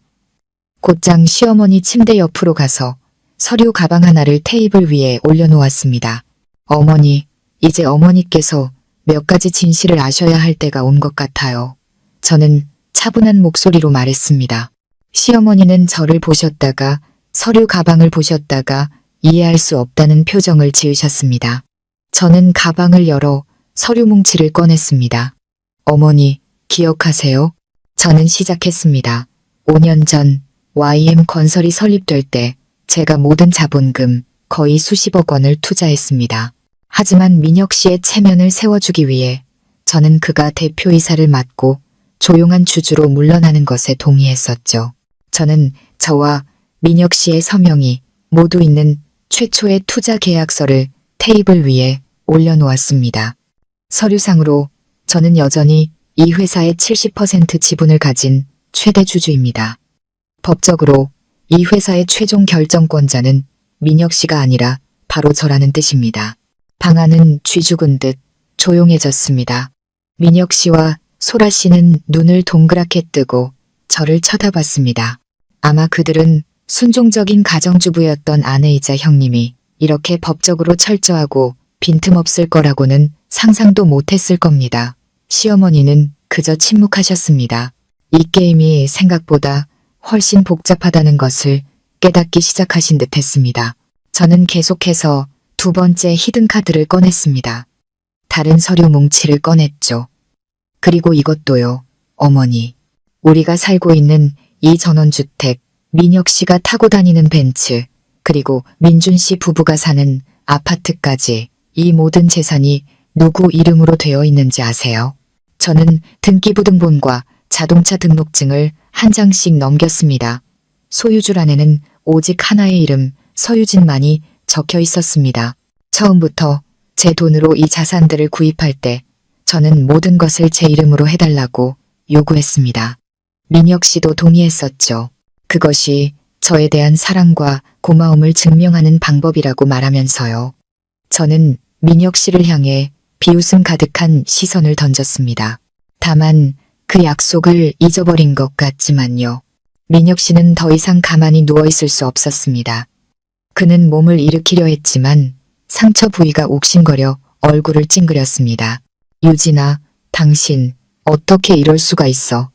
그는 더듬거렸습니다. 제가 뭐요? 저는 냉소했습니다. 저는 그냥 당신에게 상기시켜주는 것뿐이에요. 당신이 가진 모든 것, 경력, 지위, 집, 차까지 전부 다 제가 만들어준 것이라는 걸요. 당신은 한 번도 그것들을 진정으로 소유한 적이 없어요. 그저 제가 사용하도록 허락해줬을 뿐이죠. 그리고 저는 결정타를 날렸습니다. 제 휴대폰을 꺼냈습니다. 어머니, 제가 어제서야 이 두 사람의 관계를 알았다고 생각하세요? 아니에요, 어머니. 저는 아주 오래전부터 알고 있었어요. 저는 동영상 하나를 재생했습니다. 그것은 제가 거실에 몰래 설치해둔 보안 카메라에 찍힌 영상이었습니다. 영상에는 제가 시골에 간 사이 민혁 씨와 소라 씨가 집 소파에서 몰래 서로를 껴안고 키스하는 장면이 담겨 있었습니다. 이어서 그들이 주고받은 수많은 달콤한 메시지들이 나타났습니다. 제가 소라 씨의 낡은 태블릿 PC에서 기술적으로 복구해낸 메시지들이었죠. 소라야, 보고 싶어 죽겠다. 지금 당장 내 곁에 있었으면. 오빠, 그 지겨운 마누라 외출할 때까지 기다려요. 바로 달려갈게. 증거들이 하나씩 명확하고 날카롭게 부인할 수 없게 제시되었습니다. 그것들은 마치 거대한 망치처럼 계속해서 내리쳐 모든 변명과 위선을 산산조각 냈습니다. 저의 결정적인 한 수가 던져졌습니다. 저는 그들에게 제 재정적인 힘만 보여준 것이 아니었습니다. 저는 그들의 배신이 일시적인 실수가 아니라 오랫동안 계획되고 거짓으로 가득 찬 과정이었음을 증명하는 더러운 진실 전부를 폭로했습니다. 구독자 여러분, 부인할 수 없는 모든 증거가 드러나고 두 죄인의 진짜 얼굴이 무자비하게 벗겨졌을 때 가장 비참한 연극이 시작되었습니다. 재산, 명예, 그리고 가족의 정까지 모든 것을 이를 위기에 처하자 민혁 씨와 소라 씨는 뉘우치는 연기를 하는 것 외에 다른 선택지가 없었습니다. 먼저 시작한 것은 제 남편 민혁 씨였습니다. 그는 아픈 상처도 아랑곳하지 않고 병상에서 기어 내려왔습니다. 비틀거리며 다가오더니 저와 시어머니 앞 차가운 바닥에 털썩 무릎을 꿇었습니다. 어머니, 유진아, 내가 잘못했어. 그는 눈물로 범벅이 된 얼굴을 들었습니다. 다 내 잘못이야. 내가 정말 쓰레기 같은 놈이었어. 남편 자격도 없고 형 자격도 없는 놈이야. 내가 귀신에 씌었었나 봐. 한순간에 유혹에 넘어가서 이런 짐승 같은 짓을 저질렀어. 어머니, 그리고 유진아, 제발 한 번만 용서해줘. 다시는 이런 일 없을 거라고 맹세할게. 소라랑은 완전히 끝낼게. 오직 당신과 우리 가족만 보고 살게. 제발 나버리지 마, 유진아. 그는 절박하게 울며 애원했습니다. 여자들의 약한 마음에 마지막 남은 정에 매달리려 했습니다. 그의 파트너인 소라 씨도 뒤지지 않았습니다. 그녀도 몸을 일으키려 애썼지만 상처가 더 아팠는지 침대에 엎드린 채 흐느끼기 시작했습니다. 어머니, 형님, 저도 잘못했어요. 그녀는 울먹이며 말했습니다. 제가 정말 염치 없는 불효였어요. 다 저 때문이에요. 제가 조신하지 못해서 아주버님을 유혹했어요. 형님의 믿음을, 우리 가족 모두의 믿음을 저버렸어요. 용서해달라는 말도 못하겠어요. 다만 제발 제 잘못 때문에 아주버님을 버리지는 말아주세요. 아주버님은 아직 형님을 많이 사랑하세요. 모든 죄는 저 혼자 짊어지고 갈게요. 구독자 여러분, 보이시나요? 이 순간까지도 그녀는 연기를 하고 있었습니다. 모든 죄를 자신에게 돌리고 스스로를 불쌍한 희생양으로 만들어서 동정심을 얻고 두 사람 모두의 죄를 가볍게 하려 한 것입니다. 정말 환상의 호흡이었습니다. 한 명은 순간의 유혹을 탓하고 다른 한 명은 모든 책임을 지겠다고 하고 완벽한 연극이었죠. 어제의 저였다면 아마 마음이 약해졌을 겁니다. 그 눈물과 약속을 믿었을지도 모릅니다. 하지만 아니요. 오늘의 저는 더 이상 바보가 아니었습니다. 저는 그들의 진짜 속내를 꿰뚫어 보고 있었습니다. 저는 그 눈물이 후회의 눈물이 아니라 두려움의 눈물이라는 것을 알았습니다. 그들은 회사를, 저택을, 그리고 지금 누리고 있는 호화로운 삶을 잃을까봐 두려워하고 있었습니다. 저는 아무 말도 하지 않고 조용히 시어머니를 바라보았습니다. 이제 심판을 내릴 사람은 제가 아니라 어머니셨습니다. 어머니는 조용히 앉아 두 자식의 연극을 지켜보셨습니다. 얼굴에는 어떤 감정도 드러나지 않았죠. 애원이 멎자 어머니는 천천히 일어서셨습니다. 아들에게 가지 않으셨습니다. 막내 며느리인 소라 씨의 침대로 다가가셨습니다. 차갑고 거리감 있는 눈으로 그녀를 바라보셨습니다. 네가 모든 죄를 짊어지겠다고? 어머니가 담담한 목소리로 물으셨습니다. 좋다. 내 소원대로 해주마. 어머니는 방구석에서 그림자처럼 조용히 서 있던 민준 씨를 돌아보셨습니다. 민준아, 이리 오너라. 민준 씨가 천천히 다가왔습니다. 그의 눈은 여전히 텅 비어 있었습니다. 시어머니는 테이블 위에 종이 한 장과 펜을 올려놓으셨습니다. 이혼 서류다. 내가 널 대신해서 미리 준비해놨다. 서명하거라. 저 아이를 자유롭게 해줘서 제 죄를 마음껏 짊어지고 가게 해줘라. 시어머니의 말씀은 부드러웠지만 믿을 수 없을 만큼 잔인했습니다. 그것은 소라 씨에게 어떤 퇴로도 남겨주지 않는 최후의 일격이었습니다. 배신자들의 연극은 이제 막을 내릴 시간이었습니다. 구독자 여러분, 내가 널 대신해서 미리 준비해놨다. 서명하거라. 시어머니의 이 말씀은 마치 판사의 마지막 망치 소리처럼 가식적인 동서에 모든 희망의 문을 닫아버렸습니다. 소라 씨가 애써 쓰려 했던 피해자 가면은 산산조각이나 두려움과 절망으로 가득 찬 맨 얼굴을 드러냈습니다. 그녀는 테이블 위에 이혼 서류를 멍하니 바라보다가 여전히 돌처럼 굳어서 있는 남편 민준 씨를 올려다보았습니다. 그녀는 다시 울기 시작했습니다. 하지만 이번에는 연기가 아니었습니다. 모든 것을 잃게 될 사람의 진정한 공포였죠. 민준 씨, 당신 나한테 이럴 순 없어요. 그녀는 자신이 무참히 배신했던 남자에게 매달리며 흐느꼈습니다. 내가 잘못한 거 알아요.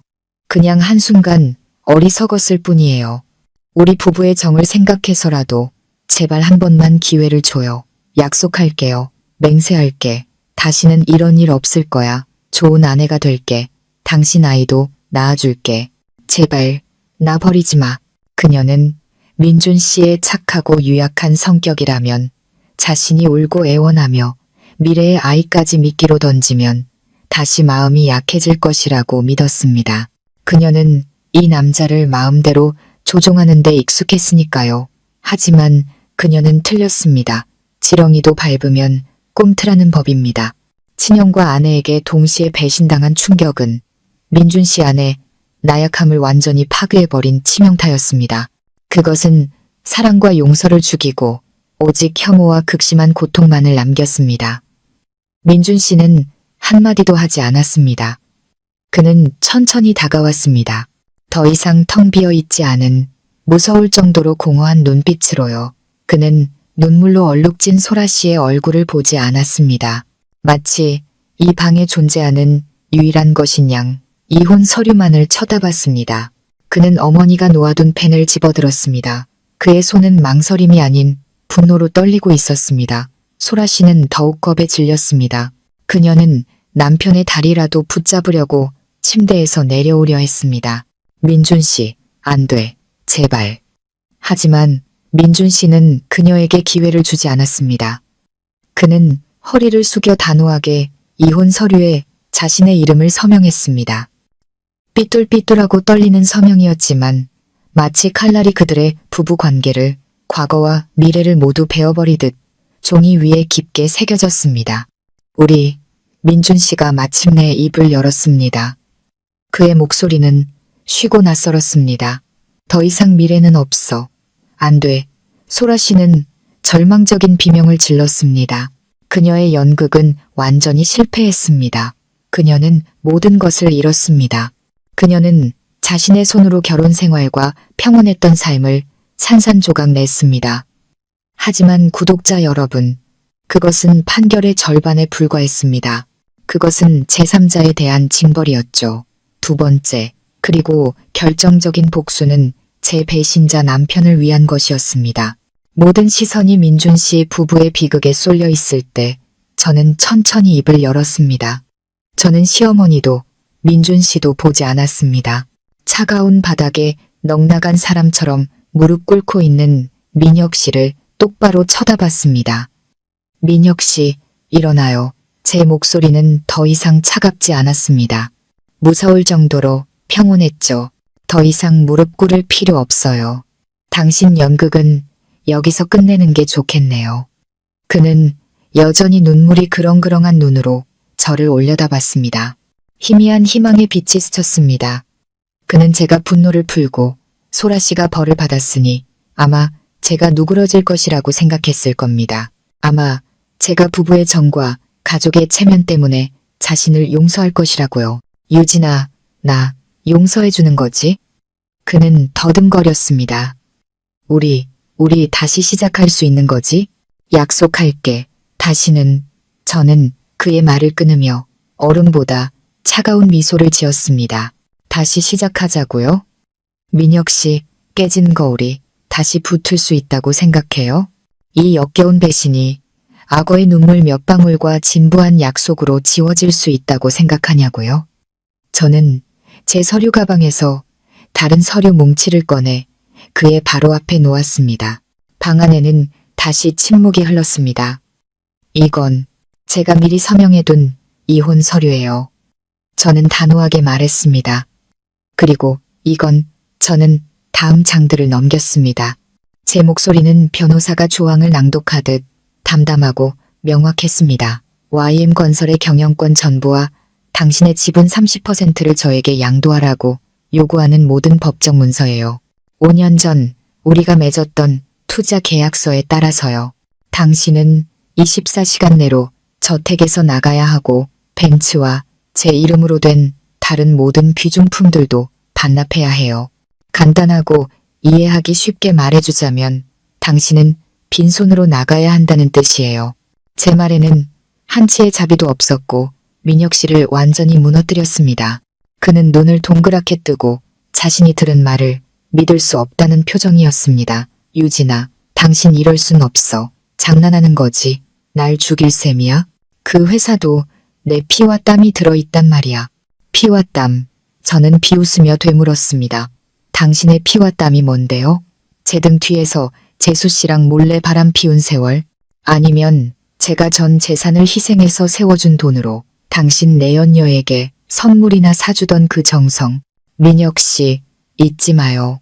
만약 그때 우리 부모님이 남겨주신 집 한 돈 수십억이 없었다면 당신은 아직도 일자리나 구하러 다니는 비정규직 건설 기사일 뿐이에요. 제가 당신에게 돈 기회, 그리고 대표라는 체면까지 모든 것을 줬어요. 그리고 이제 원래 내 것이었던 모든 것을 되찾을 완전한 권리가 저에게 있어요. 안 돼. 서명 못해. 그는 소리쳤습니다. 두려움이 광기로 변했습니다. 절대 서명 안 해. 당신이 이러면 난 아무것도 안 남아. 난 죽을 거야. 서명 안 할 권리는 있죠. 저는 여전히 잔인할 정도로 차분하게 대답했습니다. 하지만 당신이 서명하지 않으면 내일 저는 정식으로 소송을 제기할 거예요. 단순한 이혼 소송이 아니라 사기 및 횡령, 그리고 간통죄까지 포함해서요. 이 모든 증거를 언론에 공개할 거예요. 저는 제 휴대폰을 가리켰습니다. 이 세상 모든 사람이 항상 사업 윤리를 떠들던 젊고 성공한 대표 강민혁이 사실은 아내에게 빌부터 살면서 재수 씨와 바람이나 피우는 무능한 놈이라는 걸 알게 해줄 거예요. 그때 가서 당신이 누굴 쳐다볼 수 있는지 한번 보자고요. 선택해요. 조용히 서명하고 떠나든가 아니면 사회적으로 매장당하든가. 이 중에 복수가 시작되었습니다. 한쪽에서는 민준 씨가 단호하게 이혼하며 소라 씨에게 어떤 재산도 주지 않아 그녀를 빈털터리로 만들고 시댁에서 쫓아냈습니다. 다른 한쪽에서는 제가 이혼뿐만 아니라 민혁 씨의 자부심이었던 모든 것, 즉 경력, 재산, 그리고 명예까지 박탈했습니다. 가장 사랑하는 사람들을 함께 배신했던 두 남매는 이제 함께 비참한 결말을 맞이하게 될 것입니다. 빈손과 암담한 미래를 안고서요. 구독자 여러분, 최종 판결은 엄숙한 법정이 아닌 차가운 병실에서 바로 그들에게 상처받은 사람들에 의해 내려졌습니다. 서류에 서명하고 남은 체면이라도 지키며 조용히 떠나는 길과 법과 사회 전체의 비난에 직면하는 길. 두 갈래 길 앞에서 민혁 씨와 소라 씨는 다른 선택을 할 수 없었습니다. 굴욕과 절망 속에서 그들은 떨리는 손으로 자신의 운명을 결정짓는 서류에 서명해야 했습니다. 거짓으로 얻었던 호화롭고 위선적인 삶에 마침표를 찍으면서요. 그 후 며칠은 그들이 저지른 죄의 대가를 톡톡히 치러야 하는 가장 어두운 날들이었습니다. 민혁 씨의 몰락은 빠르고 잔인하게 진행되었습니다. 퇴원하자마자 아직 아물지도 않은 상처를 이끌고 그가 가장 먼저 해야 했던 일은 저택에서 짐을 싸서 나가는 것이었습니다. 저는 그 자리에 없었습니다. 그의 비참한 모습을 보고 싶지 않았기 때문이죠. 시어머니께서 그 과정을 지켜보셨습니다. 어머니의 말에 따르면 그는 낡은 옷이든 여행 가방 하나만 들고 떠났다고 합니다. 그는 오랫동안 대문 앞에 서서 한때 자신의 집이었던 곳을 텅 빈 눈으로 바라보다가 조용히 택시를 타고 사라졌습니다. 고급 벤츠는 제가 회수했습니다. 그의 명의로 되어 있지만 회사 자금으로 운용되던 은행 계좌들도 법원의 명령에 따라 동결되었습니다. 그는 위풍당당했던 대표이사에서 하루아침에 집도 차도 돈도 없는 무산자가 되었습니다. 하지만 그것이 최악은 아니었습니다. 물질적 몰락은 명예의 추락만큼 고통스럽지 않았으니까요. 바로 다음 날 저는 회사에 가서 임시 이사회를 소집하고 그의 대표이사직을 공식적으로 해임했습니다. 그의 불륜 스캔들과 재수 씨와의 부적절한 관계에 대한 소문도 어떤 경로로든 밖으로 새어나갔습니다.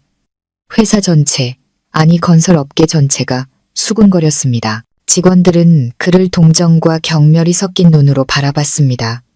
그의 진짜 모습을 알게 된 사업 파트너들도 차례로 등을 돌렸습니다. 그가 공들여 쌓아올린 젊고 유능한 대표라는 명성은 이제 세상의 웃음거리가 되었습니다. 그는 새로운 일자리를 구하려 애썼지만 이력서에 남은 너무나 큰 오점 때문에 어떤 유망한 건설 회사도 그를 받아주지 않았습니다. 그는 예전에는 쳐다보지도 않았을 작은 회사들에까지 이력서를 내며 자신을 낮춰야 했습니다. 하지만 그곳에서조차 사람들은 그를 경계했습니다. 강민혁 씨, 당신의 능력은 의심하지 않습니다. 한 인사팀장이 그에게 대놓고 말했습니다. 하지만 당신의 인격은 저희가 다시 한번 생각해 봐야겠습니다. 자신의 성공을 만들어준 아내를 배신한 사람에게 큰 프로젝트를 맡길 수는 없습니다. 그는 계속해서 거절당했습니다. 그는 가장 낮은 직급, 평범한 현장 감리기사부터 다시 시작해야 했습니다. 예전의 사치스러운 생활을 감당하기에는 턱없이 부족한 월급을 받으면서요. 그는 허름한 노동자 동네의 좁고 눅눅한 원룸에서 살아야 했습니다. 매일같이 그가 한때 제 돈으로 벗어났던 고되고 힘든 공사 현장의 현실과 마주해야 했습니다. 그는 경력, 가족, 그리고 명예까지 모든 것을 잃었습니다. 소라 씨의 운명도 별반 다르지 않았습니다. 민준 씨와 이혼하고 집에서 쫓겨난 후 그녀는 유일한 버팀목을 잃었습니다. 처음에는 민혁 씨를 찾아가 어려움 속에서 함께 다시 시작하자고 매달렸습니다. 하지만 자신의 곤경과 굴욕에 빠져있던 민혁 씨는 더 이상 그녀를 돌아볼 여유가 없었습니다. 그는 그녀를 내쫓았고 심지어 모든 죄를 그녀에게 뒤집어 씌우며 소리쳤습니다. 다 너 때문이야. 네가 아니었다면 내 인생이 이 꼴이 되지는 않았을 거야. 당장 내 눈앞에서 꺼져. 돈과 비밀이라는 포장지가 사라지자 그들의 불륜 관계는 금세 증오와 책임 전가로 변질되었습니다. 소라 씨는 기댈 곳 없는 신세가 되었습니다. 부끄러워서 친정에도 돌아갈 수 없었죠. 그녀의 소문은 고향까지 퍼져 집안의 수치가 되었습니다. 그녀는 안정적인 직업도 없이 외모를 이용해 편하게 사는 데만 익숙했습니다. 빈손으로 시댁에서 쫓겨난 그녀는 생계를 위해 허드레시를 해야 했습니다. 젊고 아름답게 치장하고 쇼핑만 즐기던 사모님에서 허름한 식당의 종업원이 되어 주변 사람들의 손가락질과 곱지 않은 시선을 견뎌야 했습니다. 어떤 사람은 한밤중에 버스 정류장에서 홀로 서럽게 울고 있는 그녀를 보았다고 했습니다. 아주 비참해 보였다고요. 거짓과 끝없는 탐욕의 대가는 마침내 가장 공정한 방식으로 찾아왔습니다. 그들은 배신을 발판 삼아 거짓된 정상에 함께 올랐다가 다시 함께 굴욕의 진흙탕 밑바닥으로 떨어졌습니다. 그들을 사랑하고 믿었던 사람들까지 무너뜨리면서요. 그것이 바로 누구에게도 예외 없는 인생의 인과응보였습니다. 구독자 여러분, 두 배신자가 징벌의 쓴맛을 보기 시작하는 동안 저는 희열이나 원망에 빠져 있을 수 없었습니다. 저는 폭풍이 이제 막 시작되었을 뿐이라는 것을 알았기 때문입니다. 강민혁의 몰락은 단순히 한 개인의 몰락이 아니었습니다. 그것은 수백 명의 직원과 그 가족들의 미래가 걸린 회사 전체의 붕괴 위험을 동반했습니다. 저는 제 피와 땀 그리고 수많은 사람들의 노력이 자격 없는 한 남자의 배신과 함께 묻히도록 내버려둘 수 없었습니다. 이제 제가 어둠 속에서 나와 원래 내 것이었던 모든 것을 되찾을 시간이었습니다. 제가 회장으로서 경영권을 인수한 첫날 YM건설에 발을 들였을 때 저는 의심과 적대감이라는 거대한 벽에 부딪혔습니다. 민혁 씨의 스캔들은 걷잡을 수 없이 퍼져나갔습니다. 관리직부터 현장 인부들까지 그들은 지금까지 대표님 사모님으로만 알려졌던 저를 의심의 눈초리로 바라봤습니다. 그들은 제 등 뒤에서 수군거렸습니다. 제가 남편을 몰아낸 뒤 어떤 수단을 써서 회사를 차지한 hun 좋은 여자일 뿐이라고 생각했죠. 그들은 부엌일만 하던 여자가 폭풍우 속에서 흔들리는 거대한 배를 이끌 수 있다고 믿지 않았습니다. 민혁 씨의 갑작스러운 퇴사로 인한 혼란은 회사를 실제적인 위기로 몰아넣었습니다. 직원들의 사기는 땅에 떨어졌고 많은 이들이 자신의 미래를 걱정하며 동요했습니다. 민혁 씨의 측근이었던 몇몇 핵심 인력들은 사표를 냈습니다. 파트너사들은 불안해하기 시작했습니다. 그들은 협력을 지속하기 위해서가 아니라 상황을 떠보고 계약 조건을 보장받기 위해 전화를 걸어왔습니다.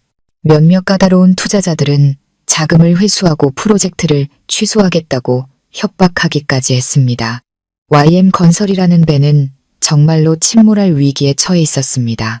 저는 이것이 제게 가장 큰 시험이라는 것을 알았습니다. 슬퍼하거나 원망할 시간이 없었습니다. 빠르고 단호하게 행동해야 했습니다. 제가 가장 먼저 한 일은 숙청이나 대규모 인사 개편이 아니었습니다. 회의였습니다. 회사의 두뇌이자 척추라고 할 수 있는 모든 부서장, 수석 엔지니어들과의 긴급 회의였죠. 저는 전문적이고 결단력 있는 모습에 검은색 정장을 입고 회의실에 들어섰습니다. 방안을 가득 채운 의심과 탐색의 눈빛들을 하나하나 마주했습니다. 저는 돌려 말하지 않았습니다. 공허한 말도 하지 않았습니다. 바로 본론으로 들어갔습니다. 알고 있습니다. 저는 시작했습니다. 제 목소리는 차분했지만 힘이 있었습니다. 여기 계신 모든 분들이 혼란스러워하고 있다는 것을요. 회사의 미래와 제 능력을 의심하고 계시겠죠. 충분히 이해합니다. 하지만 저는 오늘 사적인 이야기를 하러 온 것이 아닙니다. 일에 대해, 우리 모두의 미래에 대해 이야기하러 왔습니다. 저는 기술팀에 신호를 보냈습니다. 제 뒤에 대형 스크린에 상세한 기술 도면, 복잡한 3D, 설계 모델, 숫자로 가득한 구조 계산서들이 차례로 나타나기 시작했습니다. 그것은 회사의 명성을 만들어준 가장 까다로웠던 프로젝트들의 원본 설계 자료들이었습니다. 지금까지 모두가 전임 대표 강민혁의 공로라고 믿어왔던 바로 그 프로젝트들이었죠. 이것은 연약 기반 위에 건설된 더 그린시티 프로젝트의 기초 공법 솔루션입니다. 저는 도면 하나를 가리켰습니다. 그리고 이것은 스카이타워 오피스 빌딩의 전이보 구조 시스템 설계안입니다. 공간 효율을 극대화하고 비용을 절감한 획기적인 해결책이었죠. 이 모든 프로젝트, 이 모든 기술적 해결책들은 여러분도 아시다시피 모두 전임 대표 강민혁의 작품으로 알려져 있습니다. 저는 잠시 말을 멈춰 침묵과 놀란 눈빛이 회의실을 채우도록 했습니다. 그리고 아무도 예상하지 못했던 진실을 말했습니다. 하지만 밤을 새워가며 모든 숫자를 계산하고 가장 난해했던 구조 문제의 해답을 찾고 공간과 자재에 대한 혁신적인 아이디어를 제시한 사람은 그가 아니었습니다. 저는 리모컨 버튼을 눌렀습니다. 자유분방하지만 정확한 필체의 손 스케치들, 5년 전 날짜가 찍힌 원본 CAD 파일들이 화면에 나타났습니다. 그 모든 파일의 작성자, 오토울 안에는 오직 하나의 이름, 서유진만이 적혀 있었습니다. 바로 저였습니다. 회의실 전체가 술렁였습니다. 사람들은 저를 보았다가 스크린을 보았다가 자신의 눈을 믿을 수 없다는 표정이었습니다. 나이 많고 까다롭기로 소문난 설계팀장이 벌떡 일어났습니다. 그는 스크린 가까이 다가가 기술적인 세부 사항들을 꼼꼼히 살핀 뒤 저를 돌아보았습니다. 그의 눈빛은 의심에서 경악으로 그리고 마침내 존경으로 변해 있었습니다. 저는 이 엄청난 비밀을 단순히 제공을 내세우기 위해 밝힌 것이 아니었습니다. 부인할 수 없는 방식으로 저의 권력과 능력을 증명하기 위해서였습니다. 저는 그들에게 제가 돈만 아는 사모님이 아니라 진짜 실력을 갖춘 엔지니어라는 것을 보여주었습니다. 제가 뒤에 서 있었던 것은 능력이 없어서가 아니라 자격 없는 한 사람을 너무 믿었기 때문입니다. 제 목소리에는 씁쓸함이 묻어났지만 금세 단호함을 되찾았습니다. 하지만 오늘부터 저는 더 이상 뒤에 서 있지 않을 겁니다. 저는 진짜 리더로서 여러분 앞에 서겠습니다. 회사가 어렵다는 것을 압니다. 하지만 이 회사의 기반은 바로 제가 직접 세운 기술과 품질이라는 핵심 가치입니다. 그리고 저는 그 기반이 튼튼한 한 어떤 폭풍도 우리를 쓰러뜨릴 수 없다고 믿습니다. 여러분의 힘이 필요합니다. 우리는 함께 회사를 다시 일으킬 뿐만 아니라 새로운 차원으로 발전시켜 나갈 것입니다. 그날의 회의는 모든 것을 바꾸어 놓았습니다. 직원들의 눈에 있던 의심은 존경과 새로운 희망으로 바뀌었습니다. 그들은 항상 무시했던 가정주부가 사실은 회사 성공의 배후에 있는 진짜 영혼이자 두뇌였다는 것을 깨달았습니다. 그리고 저는 즉시 일에 착수했습니다. 사무실에 앉아 서류에 서명만 하는 것이 아니라 직접 공사 현장을 찾아갔습니다. 소매를 걷어붙이고 안전모를 쓴 채 엔지니어들과 기술적인 해결책에 대해 토론했습니다. 해안 리조트 프로젝트에서 집안 침하 사고가 발생했을 때 밤을 새워가며 모든 지질 자료를 재검토하고 대담하지만 매우 효과적인 새로운 기초 처리 방안을 제시하여 회사를 명백한 손실에서 구한 것도 바로 저였습니다. 저는 또한 동요하고 있던 파트너사들과의 미팅을 주도적으로 잡았습니다. 저는 가족사에 대해 변명하거나 설명하지 않았습니다. 오직 새로운 사업 계획, 비전, 그리고 제가 구상하고 있는 잠재적인 프로젝트들만을 테이블 위에 펼쳐 보였습니다. 전문성, 깊이 있는 지식, 그리고 날카로운 전략적 비전으로 저는 그들을 설득해냈고 심지어 더 가치 있는 새로운 계약들을 따내기까지 했습니다. 저의 지휘 아래 YM건설은 위기의 폭풍을 극복했을 뿐만 아니라 그 어느 때보다 강력하고 지속 가능한 성장의 여정을 시작했습니다. 저는 더 이상 누군가의 그림자로 사는 아내가 아니었습니다. 저는 재능 있는 여성 엔지니어, 강하고 결단력 있는 여성 사업가로서의 제 자신을 되찾았습니다. 저의 재기는 복수가 아니었습니다. 그것은 증명이었습니다. 한 여성의 가치는 배신이나 편협한 편견에 의해 결코 묻힐 수 없다는 증명. 그것은 그저 찬란하게 빛날 기회를 기다리고 있을 뿐이었습니다. 구독자 여러분, 시간이 흘러 끔찍했던 그 폭풍이 우리 가족을 덮친 지 2년이 지났습니다. 운명의 수레바퀴는 한 바퀴를 완전히 돌아 모든 것을 제자리로 돌려놓은 듯합니다. 건설회사는 이제 제 이름을 따 비안 VIN 그룹으로 바뀌었습니다. 제 이름 유진 VI과 평안 AN을 합친 이름이죠. 비안 그룹은 업계 최고의 신뢰를 받는 브랜드 중 하나가 되었습니다. 제가 설계하고 건설한 건물들은 미적인 아름다움뿐만 아니라 뛰어난 품질, 지속 가능성, 그리고 혁신적인 기술력으로 인정받고 있습니다. 저는 더 이상 누군가의 그림자가 아닙니다. 제 재능과 끊임없는 노력으로 저만의 제국을 건설했습니다. 하지만 제 가장 큰 성공은 매출액이나 높은 건물이 아니라 그보다 더 중요한 것, 바로 가족을 다시 세운 것입니다. 진정한 의미의 가족, 서로 사랑하고 존중하며 의지하는 그런 가족 말입니다. 모든 사건이 지난 후 시어머니께서는 완전히 변하셨습니다. 더 이상 독단적이거나 꼬투리를 잡는 분이 아니셨습니다. 두 아들에 대한 충격은 어머니께서 사랑하고 사람을 보는 방식에 대한 자신의 실수를 깨닫게 했습니다. 어머니는 더 차분해지고 온화해지셨습니다. 저를 바라보는 눈빛에는 항상 미안함과 깊은 고마움이 담겨 있었습니다. 어머니는 저와 함께 저택에서 살게 되셨습니다. 권위적인 시어머니로서가 아니라 친구처럼, 진정한 두 번째 어머니처럼요. 매일 저녁 제가 퇴근하고 돌아오면 어머니는 부엌에서 제가 좋아하는 음식을 만들고 계십니다. 일하려면 힘이 있어야지. 너 요즘 너무 말랐다. 어머니는 안쓰러운 목소리로 말씀하십니다. 예전의 날카로운 말들은 완전히 사라지고 진심 어린 관심과 사랑만이 남았습니다. 가끔 어머니는 낡은 앨범을 꺼내 민혁 씨와 민준 씨의 어릴 적 사진을 보여주시곤 합니다. 혼자서 아이들을 힘들게 키우셨던 날들에 대해 이야기해 주시죠. 저는 어머니의 엄격한 모습 뒤에도 너무나 많은 상처를 입은 어머니의 마음이 있다는 것을 이해하게 되었습니다. 우리는 서로에게 기대어 과거의 상처를 치유하며 긴장감 넘쳤던 고부관계를 따뜻한 가족의 정으로 바꾸어 놓았습니다. 시동생 민준 씨는 이혼의 충격 이후에도 무너지지 않았습니다. 고통과 굴욕은 유약하고 착하기만 했던 청년을 강하고 성숙하게 만들었습니다. 그는 더 이상 지루한 사무직 일을 하지 않습니다.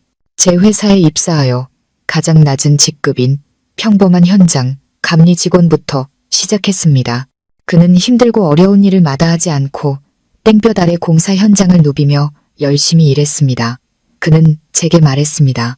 형수님, 이제 누구에게도 기대서 살고 싶지 않아요. 제 힘으로 제 인생을 다시 세우고 싶어요.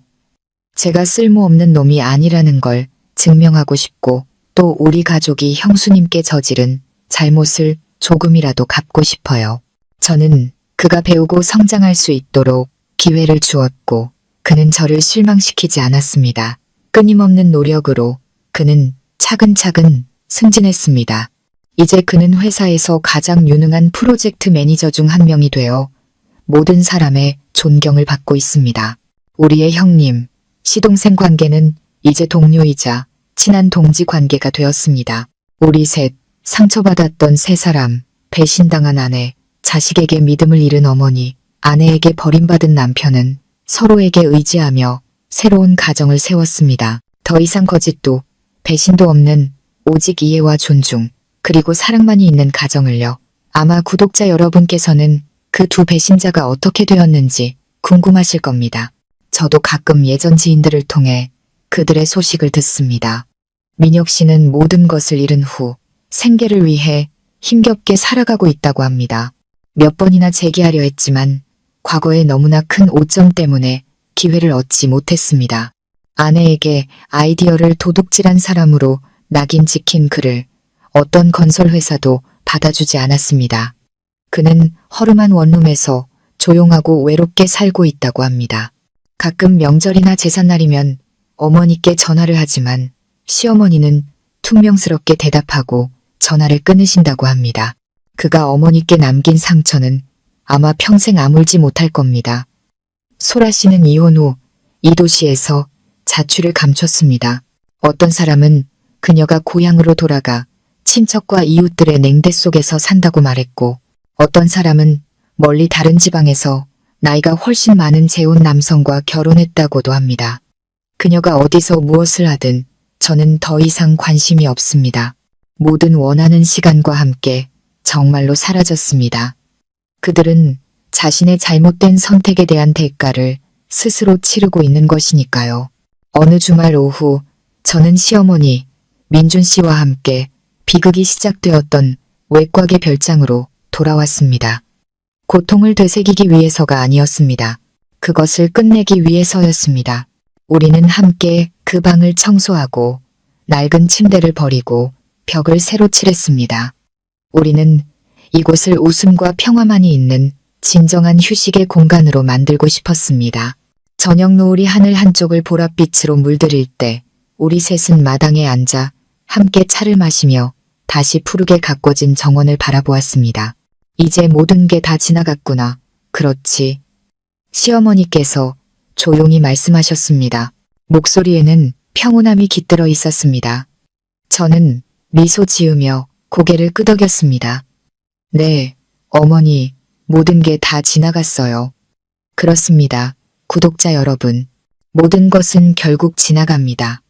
어떤 폭풍우도 언젠가는 멎고 어떤 상처도 언젠가는 아물게 마련입니다. 제 이야기는 배신에 대한 슬픈 이야기이지만 동시에 가족의 힘과 한 여성의 재기에 대한 아름다운 이야기이기도 합니다. 이 이야기는 제게 그리고 바라건대 여러분에게도 깊은 교훈을 주었을 겁니다. 결코 여성의 힘을 과소평가하지 마세요. 특히 그들이 막다른 길에 몰렸을 때는요. 그리고 인생에 대한 믿음을 결코 잃지 마세요. 비가 온 뒤에는 반드시 땅이 굳고 하늘은 다시 맑아지니까요. 평화는 반드시 다시 찾아올 겁니다. 여유로운 노후 채널을 다시 찾아주신 구독자 여러분, 반갑습니다. 이렇게 서유진 씨의 파란만장했던 여정도 막을 내렸습니다. 우리가 흔히 생각하는 사랑 이야기의 해피엔딩은 아닐지라도 명예와 자존감 그리고 배신의 잿더미 위에서 다시 태어난 한 가족의 온전한 결말이었습니다. 우리는 그녀와 함께 거짓의 쓴맛을 보았고 잔혹한 진실의 냉혹함을 느꼈으며 지혜로운 복수극에 숨을 죽였고 마침내 그녀가 평온을 되찾는 모습에 안도의 한숨을 내쉬었습니다. 아마 이야기가 끝난 지금 우리 마음속에 남은 것은 통쾌한 복수극의 만족감뿐만 아니라 가족과 인간의 핵심 가치에 대한 깊은 성찰일 겁니다. 서유진 씨의 이야기는 단순한 막장 드라마가 아닙니다. 그것은 우리 사회에 던지는 날카로운 경고이자 우리 중 누구라도 자신의 삶을 비추어 볼 수 있는 깊이 있는 인생 교훈입니다. 첫 번째, 그리고 가장 명백한 교훈은 바로 질투와 맹목적인 탐욕의 위험성에 대한 경고입니다. 이야기 속 동서였던 박소라는 그 가장 분명한 예시입니다. 그녀는 젊음, 미모, 그리고 애교를 가졌습니다. 그녀는 착한 남편 곁에서 평온하고 행복한 삶을 살 수도 있었습니다. 하지만 아니었습니다. 그녀는 자신이 가진 것에 만족하지 못했습니다. 형님의 풍족한 삶과 성공한 아주버님을 보며 질투라는 독사가 서서히 그녀의 영혼을 잠식하도록 내버려 두었습니다. 그녀는 서유진 씨가 쏟아부은 희생, 지혜, 그리고 노력을 보지 못했습니다. 그녀는 오직 결과물, 즉 저택, 고급차, 사모님이라는 지위만을 보았습니다. 그리고 자신도 그럴 자격이 있으며 심지어 아주버님을 유혹하는 지름길, 죄악의 길을 통해서라도 그것을 얻어야 한다고 생각했습니다. 소라와 민혁의 추락은 우리 모두에게 경고를 보냅니다. 살다 보면 남보다 못한 자신을 발견할 때가 있습니다. 그것은 매우 인간적인 감정이죠. 하지만 질투가 우리를 잠식해 남을 끌어내리려는 비겁한 사람으로 만들게 두는 대신 그것을 동력으로 삼으면 어떨까요? 다른 사람의 성공을 보고 배우고 노력하고 자신을 발전시키는 겁니다. 진정한 행복은 내 것이 아닌 것을 빼앗는 데서 오는 것이 아니라 스스로 자신의 가치를 쌓아 올리는 데서 옵니다. 그리고 기억하십시오. 당신의 행복을 거짓과 타인의 고통이라는 기반 위에 쌓는다면 머지않아 당신 자신이 그 폐허 아래 묻히게 될 것입니다. 인과응보는 늦을 수는 있어도 결코 우리를 비껴가지 않습니다.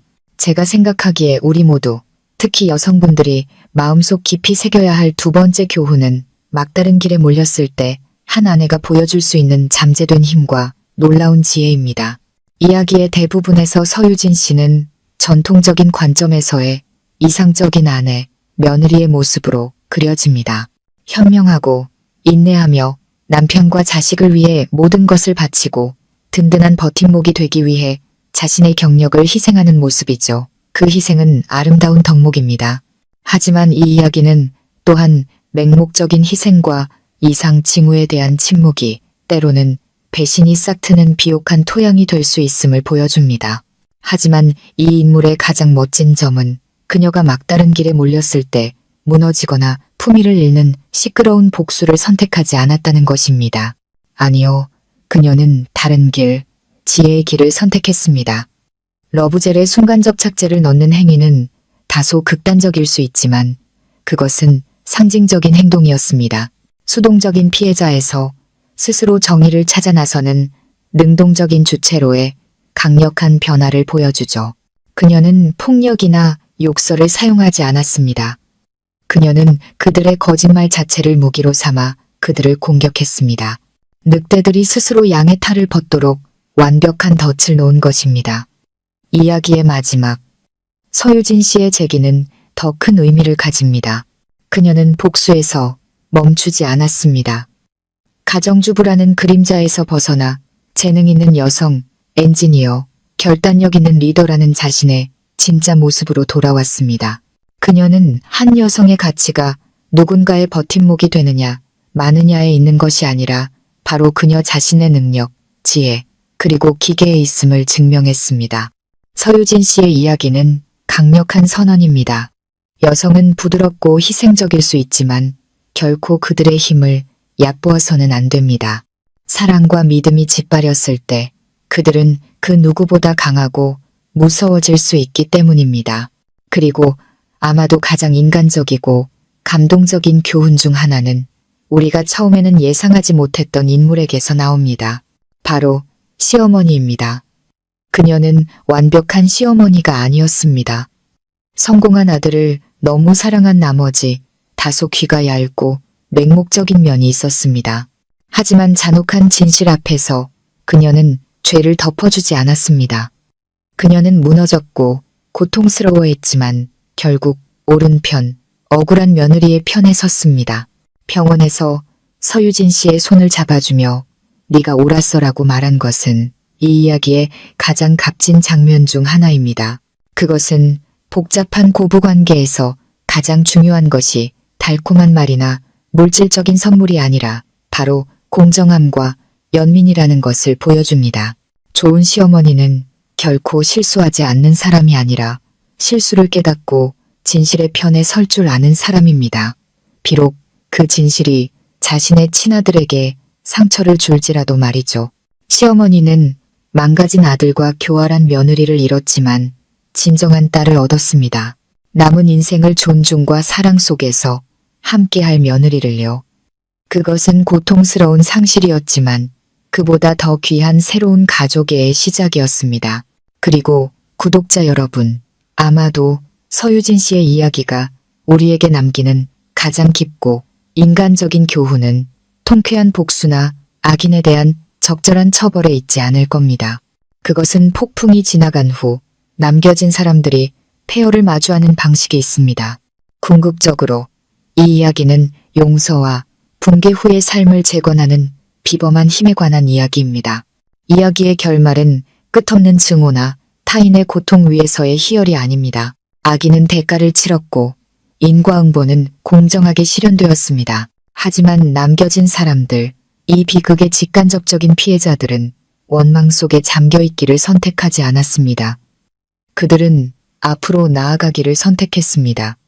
그들은 엄청난 용기와 관용이 필요한 선택이었죠. 서유진 씨가 시어머니 그리고 불쌍한 시동생 민준 씨와 함께 집 뒤에 작은 정원을 가꾸는 모습은 아마도 가장 아름답고 인상 깊은 장면 중 하나일 겁니다. 그 정원은 마치 그들의 가족과도 같았습니다. 거짓과 질투의 폭풍에 폐허가 되었었죠. 하지만 이제 그들은 함께 잡초를 뽑고 흙을 고르며 희망이라는 새로운 씨앗을 심고 있습니다. 더 이상 시어머니, 며느리, 형님, 시동생이라는 구분이 없습니다. 오직 너무나 큰 고통을 함께 겪은 세 사람, 치유를 찾아 서로에게 기대는 새 영혼만이 있을 뿐입니다. 그 모습은 우리에게 보여줍니다. 폭풍이 지난 후 중요한 것은 누가 더 잘못했는지, 누가 더 책임이 큰지를 따지는 것이 아니라는 것을요. 중요한 것은 어떻게 함께 상처를 치유하고 무고한 사람들이 다른 이의 잘못으로 계속 고통받지 않게 하는가입니다. 이 이야기 속 용서는 쉬운 망각이 아닙니다. 배신과 무고의 상처는 아마 서유진 씨의 마음속에서 영원히 사라지지 않을 겁니다. 그것은 믿음의 연약함과 인간 마음의 복잡함에 대한 경고로 남아있겠죠. 하지만 용서는 과거를 지우기 위함이 아닙니다. 용서는 무엇보다 자신의 영혼을 증오의 짐에서 해방시키기 위함입니다. 왜냐하면 원망은 결국 스스로 독약을 마시면서 다른 사람이 죽기를 바라는 것과 같기 때문입니다. 그것은 오직 우리 자신의 영혼을 안에서부터 갉아먹고 파괴할 뿐입니다. 서유진 씨는 그 동서가 용서받을 자격이 있어서가 아니라 바로 자기 자신이 평화를 누릴 자격이 있기 때문에 용서를 선택했습니다. 더 나아가 그녀의 용서는 숭고한 이타심의 행동이기도 했습니다.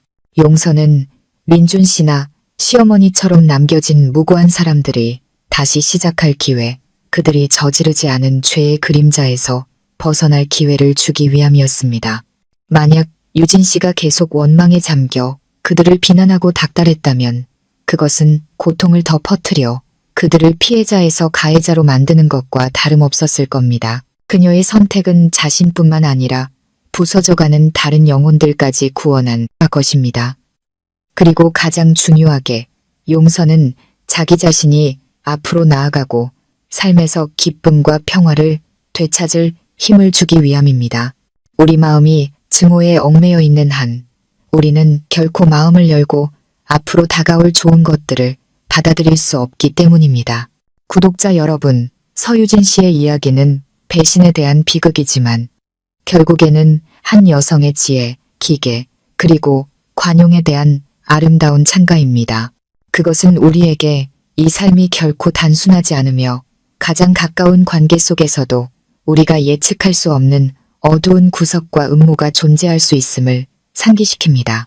배신은 언제 어디서든 찾아올 수 있고 우리를 무너뜨릴 수 있습니다.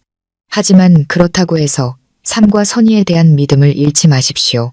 계속해서 선하고 진실되게 살아가되 냉철함, 이성, 그리고 용기를 갖추는 것을 잊지 마십시오.